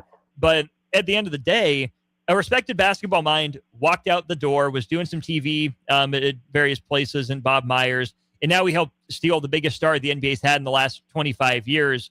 When you could have had a shot to keep him around had you been able to mend the fence or made a better work environment. Yeah, I mean, look, when they had a change of ownership, you felt like they were just going to come in and own the team and allow Bob Myers and the championship, crew that he built just do their thing. And it's been the complete opposite. So it can rub some people the wrong way and run some guys off. But right now you're seeing the after effects of it. It's not the first or second year, right? It's always the third or fourth, and obviously the continuation of the downslide of the Golden State Warriors. And the sad part is you have not arguably, the best shooter of all time in Steph Curry, who revolutionized the game as much or more, in my opinion, as LeBron James, Shaq, Jordan, Magic, Bird, right? He's changed the game. There's more people walking around 6 foot to 6'3". Obviously, Steph Curry is 6'3", but they're playing basketball. They're trying to do Curry things. And so now you have him, and he's not dumb. He's looking at this roster, and he's like, I've won championships with really good rosters, mid-level rosters, but this is not nowhere near the roster that I need to be in the hunt. And ownership is kind of doing their thing, and they're not respecting the championship pedigree of Steve Kerr either. So Golden State Warriors will probably be the most interesting team to watch to see how Steph Curry handles this, right? Because, look, he's a great ambassador for the game, and obviously the Golden State Warriors as well. But when you feel like maybe your last few years in the NBA and he knows he can't play forever, I mean, look, his dad played forever, but he was primarily off the bench, hit a couple threes and go get a couple Gatorade. Your last few years in the NBA and you feel like you're being disregarded, sometimes that could lead to a bad taste in the mouth, in the player's mouth, and it could last a long, long time. Philly's playing on Christmas. Who do you want to see him play? I mean, it'd be cool to see them play the Lakers, but I'd like them to play the Knicks. Look, the Knicks embarrassed Philly in the playoffs. Philly, they reloaded, they didn't rebuild, right? So let's see, and obviously Christmas is obviously, it used to be the NBA holiday, but I'm telling you, if the NBA wanted to take back the stronghold from the NFL as far as Christmas and, that Christmas break, you start putting those teams. You put the Dallas Mavericks on there with obviously Cooper Flag and Kyrie, and get them, maybe even playing the Lakers. Then you get the Knicks and the 76ers. You start to kind of you bring out all your big dogs, and you'll be able to take over, or at least take it back. I like what you're saying. I think LeBron in MSG on Christmas, again, he has a player option for that second year. We'll see if he exercises it or not. Makes a lot of sense. Jay, I think I lean toward the Jaylen Brown return game. Maybe they have it earlier in the season, but if you can send LeBron and Jaylen Brown to Boston with the way that series ended, with obviously Boston, going up 3-1, Philly coming back, Jaylen Brown's return, everything that goes into it, I think it's got to be the Knicks or the Celtics. I don't know which one the NBA is going to pick, and I think the NBA wishes they knew right now. Is it one and done for LeBron in Philly, or does he exercise that second year? Because maybe there's some sense that LeBron's done after this year. Maybe you do give him Cleveland on Christmas for one final showcase, et cetera, et cetera. Yeah, I mean, there's plenty of options. I mean, as long as LeBron James is playing basketball on Christmas, all eyes are going to be there in the Philadelphia 76ers jersey. So it doesn't really matter. There's plenty of options, and that's what you want. Because when you're trying to, get your stronghold back as far as, the footprint on Christmas, you're like in your Vince McMahon mode. You can wait and see and maybe change the schedule here and too, but you can also get some intel, because obviously when the commissioner calls, everybody starts to listen. So there's plenty of options for them. All of them involved LeBron. You got Jaylen Brown as well, but LeBron's going to be the headliner, because you have to plan that this is maybe going to be his last year. And so you want to take advantage of it as much as possible. Probably not the last year for Patrick Mahomes, who was fully cleared per head coach Andy Reid. Let's go ahead and talk about that as we wrap up Old School for the week. We'll do that when we get back. Lincoln is full of great golf courses in a state that is getting national recognition for exceptional golf. Friend Country Club is worth the drive, just 40 minutes from Lincoln and home to one of the state's most respected 9-hole courses. Enjoy their restaurant with popular items like a 14-ounce ribeye, 10-ounce sirloin, or chicken fried steak. Open Thursday through Saturday from 5:30 to 10 p.m. Expand your horizons with a trip to Friend Country Club, just 40 minutes southeast of Lincoln. It's worth a visit. When something breaks, you want someone you can trust to fix it right. Empire Repair is now open in Waverly and ready to serve our community with reliable auto repair and maintenance. From routine service to bigger repairs, our team is here to keep you on the road. Stop by Empire Repair in Waverly or call 402-786-2224 to schedule your service today. Empire Repair, proud to serve Waverly. Big value and big flavor meet at Wings and Rings thanks to the all-new delicious Duo Combo. This is the one you've been waiting for. Get one half-sized appetizer and 2 entrees with a side for only $19.99. Bring a friend for the best deal in town on any day of the week, during game time, or whenever the heck you want. Their made-to-order wings and chicken sandwiches are waiting for you at their 68th and O and 40th and Old Cheney locations. Stop by Wings and Rings and celebrate every day with the best meal deal in town. The crack of the bat. Sizzling concessions. Yeah, that's the sound of summer at Haymarket Park. It's been that way for 25 seasons. And in this city, it's not a matter of if you'll catch a game, it's how many. Safe. That's because there's always something in play for Salt Dogs fans. From saluting our troops to Friday night fireworks, your local tradition plays on. Let's show summer how Lincoln celebrates 25 seasons. Get your tickets at saltdogs.com. Bauer Underground has been serving local contractors and utility contractors all across the state since 1997. When you see the black and white trucks, you know that the best workers in the business have arrived. Bauer is currently looking for equipment operators, laborers, diesel mechanics, and aerial linemen. Join the brotherhood built upon hard work, authentic people, and a pedigree of success. They're offering top-notch benefits, matching 401k, and a $600 per year clothing allowance. Bauer Underground, a family-friendly company with room for advancement. Big box stores are tempting for buying equipment for your high schooler in sports or for yourself in your sports leisures. But buying new is awfully expensive. Why not go somewhere with new and used options? Play It Again Sports has quality, slightly to gently used equipment, and 50% of their inventory is actually new equipment. It's more than baseball, softball, and golf. They also have equipment for disc golf, fitness, hockey, and more. Plus, they're always buying products. Bring your gear that you're done with and get trade money on the spot. Play It Again Sports at 48th and Vine. Concrete Industries has immediate openings for production laborers, operators, and drivers. Earn great pay starting at $21.50 per hour, plus health benefits, 401k, paid time off, and more. Right now, production laborers can earn a $1,500 hiring bonus, and drivers are eligible for a $2,500 hiring bonus. No experience? No problem. Concrete Industries offers on-the-job training and opportunities to grow your career. Start your future today. Visit concreteindustries.com. Lincoln's go-to for fun isn't new. It's a place that's been a staple of the city for years and is only getting better. Matson's Bowling and Billiards always has open bowling available with no long lines unlike other centers. They have live music almost every weekend and great food at EJ's Bar and Lounge with seating for 150 people. They have popular meals like the EJ Burger, pizza for the whole family, and famous EJ's Wings. Contact Sarah to book a party for friends, coworkers, or family at Matson's Bowling and Billiards just south of 48th and Holdridge.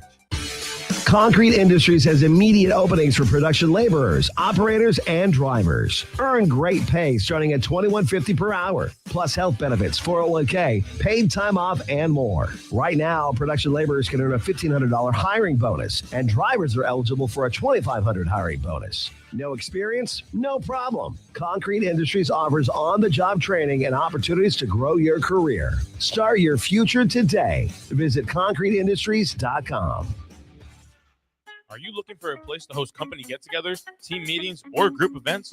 Back 9 Golf in South Lincoln is the perfect place to host your gathering with private bays available to meet with clients while you swing the sticks and improve your game. Back 9 Golf offers traditional golf opportunities while also providing fun games and activities available for non-traditional golfers on their top-of-the-line full-swing simulators. Learn about their corporate memberships today and gather your favorite groups together at Back 9 Golf in South Lincoln, just off 14th and Pine Lake Road. Are you looking for an exciting new way to put your skills to work? Explore new career options in the fintech industry at Currency, a Sandhills global company. We offer full-time positions in financial sales, compliance, operations, and other fields. We also offer a 4.5-day work week, an attractive benefits package, and opportunities for advancement. Put your motivation to work and grow with us at Currency. Visit gocurrency.com/careers to learn more.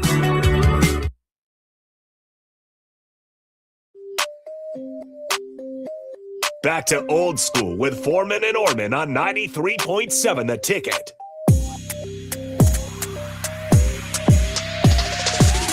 That's right. Welcome back in as we wrap up Old School. Jay Foreman hit a dead zone, so he is out for the week. He'll be back on Mondays. We make our way to Chicago. Stepping in, San Antonio's finest, Rudy Grass. Rudy, I am sorry that LeBron James did not care enough about your tweets to consider your opinion and head out to Philadelphia. You did your darndest. How dare the king not respect the true king? I know. I tried. I was throwing out there. We got some good tacos down there. He's a big Taco Tuesday fan, but it didn't work. It's all right, though. I tried my best, so nobody in San Antonio can blame me, and that's fine. But, yeah, I mean, good move for him, I guess, but we would have loved him. So he missed out. It's his loss, not ours. I asked Timberwolves fan Wilson Moore this in the first hour. Can we say that LeBron is ducking the West, or is the East tough enough that you give him a pass that, okay, the NBA is actually good on both sides of the Mississippi? I feel like if he wanted to, at least in the situation the reports are saying that he wanted to go and have a fair chance to fight for a championship. I think if he would have gone to even with that, the point I was going to say was maybe he didn't want to go to a team too stacked in terms of the Thunder or the Spurs, but then you go to a team with Jaylen Brown, Joel Embiid over there. So I don't know. I mean, I could see that being a possibility in some realm, but I don't know. I mean, the East, you do have more of a broader path to kind of get into the finals now. I mean, the Knicks are going to kind of run things for a little bit, it seems, but yeah, in the West, it's really just the Spurs and Thunder. Maybe the Timberwolves are going to make some noise. So, I mean, I think there was more options for him in the East, and maybe that might have played a factor. But, yeah, I don't know. I don't really know which West team that would have fit him the best, honestly, though. I think it's Minnesota. Yeah. They still need a guy at the 4 where I think do. LeBron's probably best suited. I didn't hate the idea of him in San Antonio. Yeah. My favorite, just completely bonkers off the wall fit, though, would have been Denver. I mean, to get those two supercomputers playing together in LeBron and Jokic. Yeah. I mean, I don't know if LeBron could have fully done the Aaron Gordon thing. I think Gordon's probably a more consistent, impactful position by position defender. Both guys kind of run hot and cold with the jumper, but you can imagine LeBron in a souped up Bruce Brown role, maybe from the first title run that the Nuggets had, might be the more accurate comparison. I really like the idea of Denver, of Minnesota. San Antonio, of course, would have been fascinating. And I think the odds would have been up had Popovich been the coach. Yeah, I agree. I think that I had mentioned that a couple of weeks ago, too, just like that. It's not even just with the LeBron deal, but the Spurs as a whole kind of seemed different with that. I mean, he's still in the realm, but yeah, I mean, LeBron's said multiple times that's a coach that he respects, and you can see the connection with him. I think the coach mattered in this decision, too, and I think if Coach Pop was there, it definitely would have swayed things a little differently. Maybe the Spurs would have at least had a better chance to get him, but yeah, I mean, he's one of the greatest coaches who was still doing it recently. And I mean, if he was still there, definitely would have had a different impact. I believe that for sure. So that's a good point. Who's the best player on the 76ers right now? In the year 2026, for the 26-27 season, who's the best player on the 76ers roster? I think I'm just going to go genuinely with Joel Embiid. I think just maybe, I don't even know, because I'm between him and Jaylen Brown right now. I think Jaylen Brown's elite for a reason. I mean, he had a great year last year coming off of that in Boston.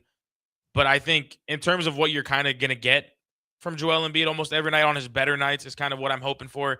It's not LeBron, unfortunately. I think he'll be a solid 3 or 4 option on the 76ers right now. But I'm between Embiid. I think he'll get back to that MVP form that he was in hopefully now. But I mean, like I said during the break, he also has no excuses going into this year now. So it'll be interesting to see how that takes some pressure off of him, but maybe even adds some more pressure to him, and maybe we'll see how it reflects his play is what I'm looking forward to now. Ooh, you think there's no excuses? Yeah, I mean the man is 41, going to be 42 now. In December. Yeah, but I mean, he's still 42, who was averaging 25 in the playoffs last year, averaging 20 over the season. I think he's a guy that can maybe not go in there and now you're automatically going to go on a Knicks run and not lose for a whole 2 months straight. But I think he's going to carry enough weight to where everybody can kind of do their own job and their own role to where there's not like I want to say bulletproof is the way I'm defining their lineup, but that's kind of as close to it as I can get, where everybody can kind of thrive in their own way. LeBron doesn't have to run everything, but if he does happen to have the ball in his hand for an important shot in the game, you're trusting it all the way through. I mean, he's still LeBron. That's always my take right now. Is he's still LeBron? He's still playing competitive and content basketball. So hopefully that's the case. But I don't know. I mean, I'm excited to see how it goes. I think that they're running out of excuses now, especially with VJ over there. I'm a huge fan of his, but he's still young, still got some places to go. But I like him now. I mean, they're definitely becoming. I saw their odds jumped up like crazy now. They went from like plus 7,000 to plus 1,000. So we'll see. It'll be an interesting time in Philadelphia for sure. Do you like VJ because of VJ, or do you like VJ because of Baylor? No, I think I like VJ because of VJ. I think it was the same time last year where everyone kind of enjoyed him on Twitter, was when those like summer workouts were coming out and he's just talking trash, playing hard. I like the way he plays. He's a fun guy to watch though. So I mean, I think that plays more into it. I'm not a Baylor fan, unfortunately. Let me give you the excuses case, not even excuses, but worst case scenario for Philly, and why I think there is some leeway for them. The guy that you picked for the best player is one of the most injury-prone players in the NBA because of his size, because of his play style to some degree. And that's supposed to be, for the last decade plus, the centerpiece. So who's the backup center? We don't know. Also an issue behind an injury-prone focal point. LeBron at 41, going to be 42. Again, still putting up numbers. I believe he can fit into the background. What if Philly becomes over-reliant on him, tries to cater to him a little bit too much? The guy that's going to be playing the three is a second-year guy. They're a sophomore slump potentially for VJ Edgecombe. Does the jumper continue to come along, or does it abandon him?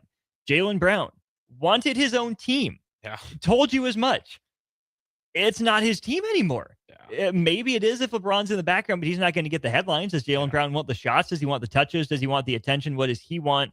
How does that work? And Maxey, who I think probably is the best value contract on that team, even after the max, just because of his role in on-ball creation, his ability to play off the ball as well, might be the best fitting piece in that entire lineup, but also had his own taste of stardom last year. It was seeming like it was going to be his team and his franchise. And so, again, I think they're all professionals. They'll find ways to work together. But LeBron, there's always drama around him, whether it's his fault or not. It's there. Jaylen Brown had the drama. Joel Embiid always has drama. Edgecombe's play, and I don't think Maxey's a drama guy. I think he's a typical Kentucky guard that scales up in the pros after Calipari. But I think that's a lot of mouths to feed. I think they can make it work, but that leads me to regular season availability. Your three backcourt guys in Maxey, Brown, and Edgecombe are going to play. They've proven that over, 1 year for Edgecombe, but multiple years for the other two guards. If you get 50 to 65 regular season games out of LeBron James and Joel Embiid, I think that's a win for Philly with an eye on the playoffs. But is that enough overlap between the games that those two play to build rhythm, to build continuity, and be peaking at the right time? It's a lot to manage for Nick Nurse. And so on paper, not a lot of excuses. But I think if you take the context, I'm willing to give Philly some time to figure it out and maybe not take them to win the Atlantic in the regular season. But if it clicks, if it all works, they might be the most dangerous postseason team in the East. Yeah, I agree. I think too, what you had mentioned it early on in that, what you were just saying about how like Jaylen Brown's coming over here. He wanted his own team, was the whole sentiment with that. And I think a lot of that's going to trickle down to just their play styles and how they can have that chemistry on the court. And that's probably one of my biggest, like not excuse breakers there, but in that same realm of, okay, like this is what I want to see. Because again, you got, I don't know if this is going to become more of like, oh, you got these names who can kind of hold some value, guys who can kind of do some things. Obviously, it's LeBron, it's Jaylen Brown, it's big name guys for a reason. But at the same time, it's the NBA. We've seen teams like this many times where, oh, they got a super team in LA, and they never have the team chemistry to play together. I think that's going to be interesting to see because, like you mentioned, these are guys who have drama with them, whether they want it or not. These are guys who don't have egos in horrible ways, but they are bigger egos at times than most other athletes, and I think that's not a bad thing that happens with the stardom they get. But I think that's going to be interesting to see how that all plays. I think LeBron's at a tail end of his ego, hopefully, but the Embiid thing, the Jaylen Brown, it'll be interesting. Hopefully they can figure it out because, again, like you said, they will be a very dangerous team if they can get it clicking on all cylinders. But I think the chemistry is going to be something that is going to hold some things, not back, but at least keep things interesting in terms of what happens down the stretch for sure. I'll do a little bit of corner three here, but what can people expect on Real Talk tonight, Rudy? Oh, we'll be talking about LeBron too. Me and my friends group chat, we were talking about what this does for LeBron's legacy. If he can somehow win a ring, he'd be the first one to do it with four different teams. I don't know if that's a good thing or a bad thing. So we'll talk about that tonight, and then obviously some MLB trade deadline rumors tonight. There you go. Jay's going to do anything? Probably not. And I think they're going to be sellers. I think we're getting rid of Kevin Gausman. Y'all can take him to the Royals if you want. I don't even care. Our season's we don't have over. much to give back, so if you want to give them to us for free, fair. we'll take them. That's fair. Season's over for the Blue Jays, though. I'm calling it already. So all right, that'll be Real Talk with Rudy coming up on stream with the Royals and the Tigers on the radio dial. I'll have a little bit of a corner three coming up next here on the streams. Thanks y'all for listening. Thanks to Graham Tire for their sponsorship of Old School. Again, anniversary sale going on, celebrating 75 years of serving their neighbors across the Midwest. Get to one of your 4 Lincoln locations at Graham Tire, or if you have our app, Graham Tire is all across the Midwest. So again, get in probably before the end of the weekend to make sure you get your tires that are completely on sale. It's Graham Tire, helping your summer travels become possible. Your tire store next door. Big thanks to Wilson Moore, Evan Bland, Jay Foreman, and Rudy Gress for joining me. This is Austin Norman signing off for the week for Old School. We'll talk to you soon.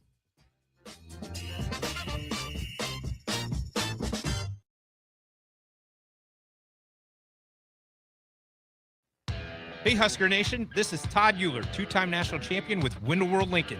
Are you ready to transform your home? We offer exceptional replacement windows, doors, siding, and roofing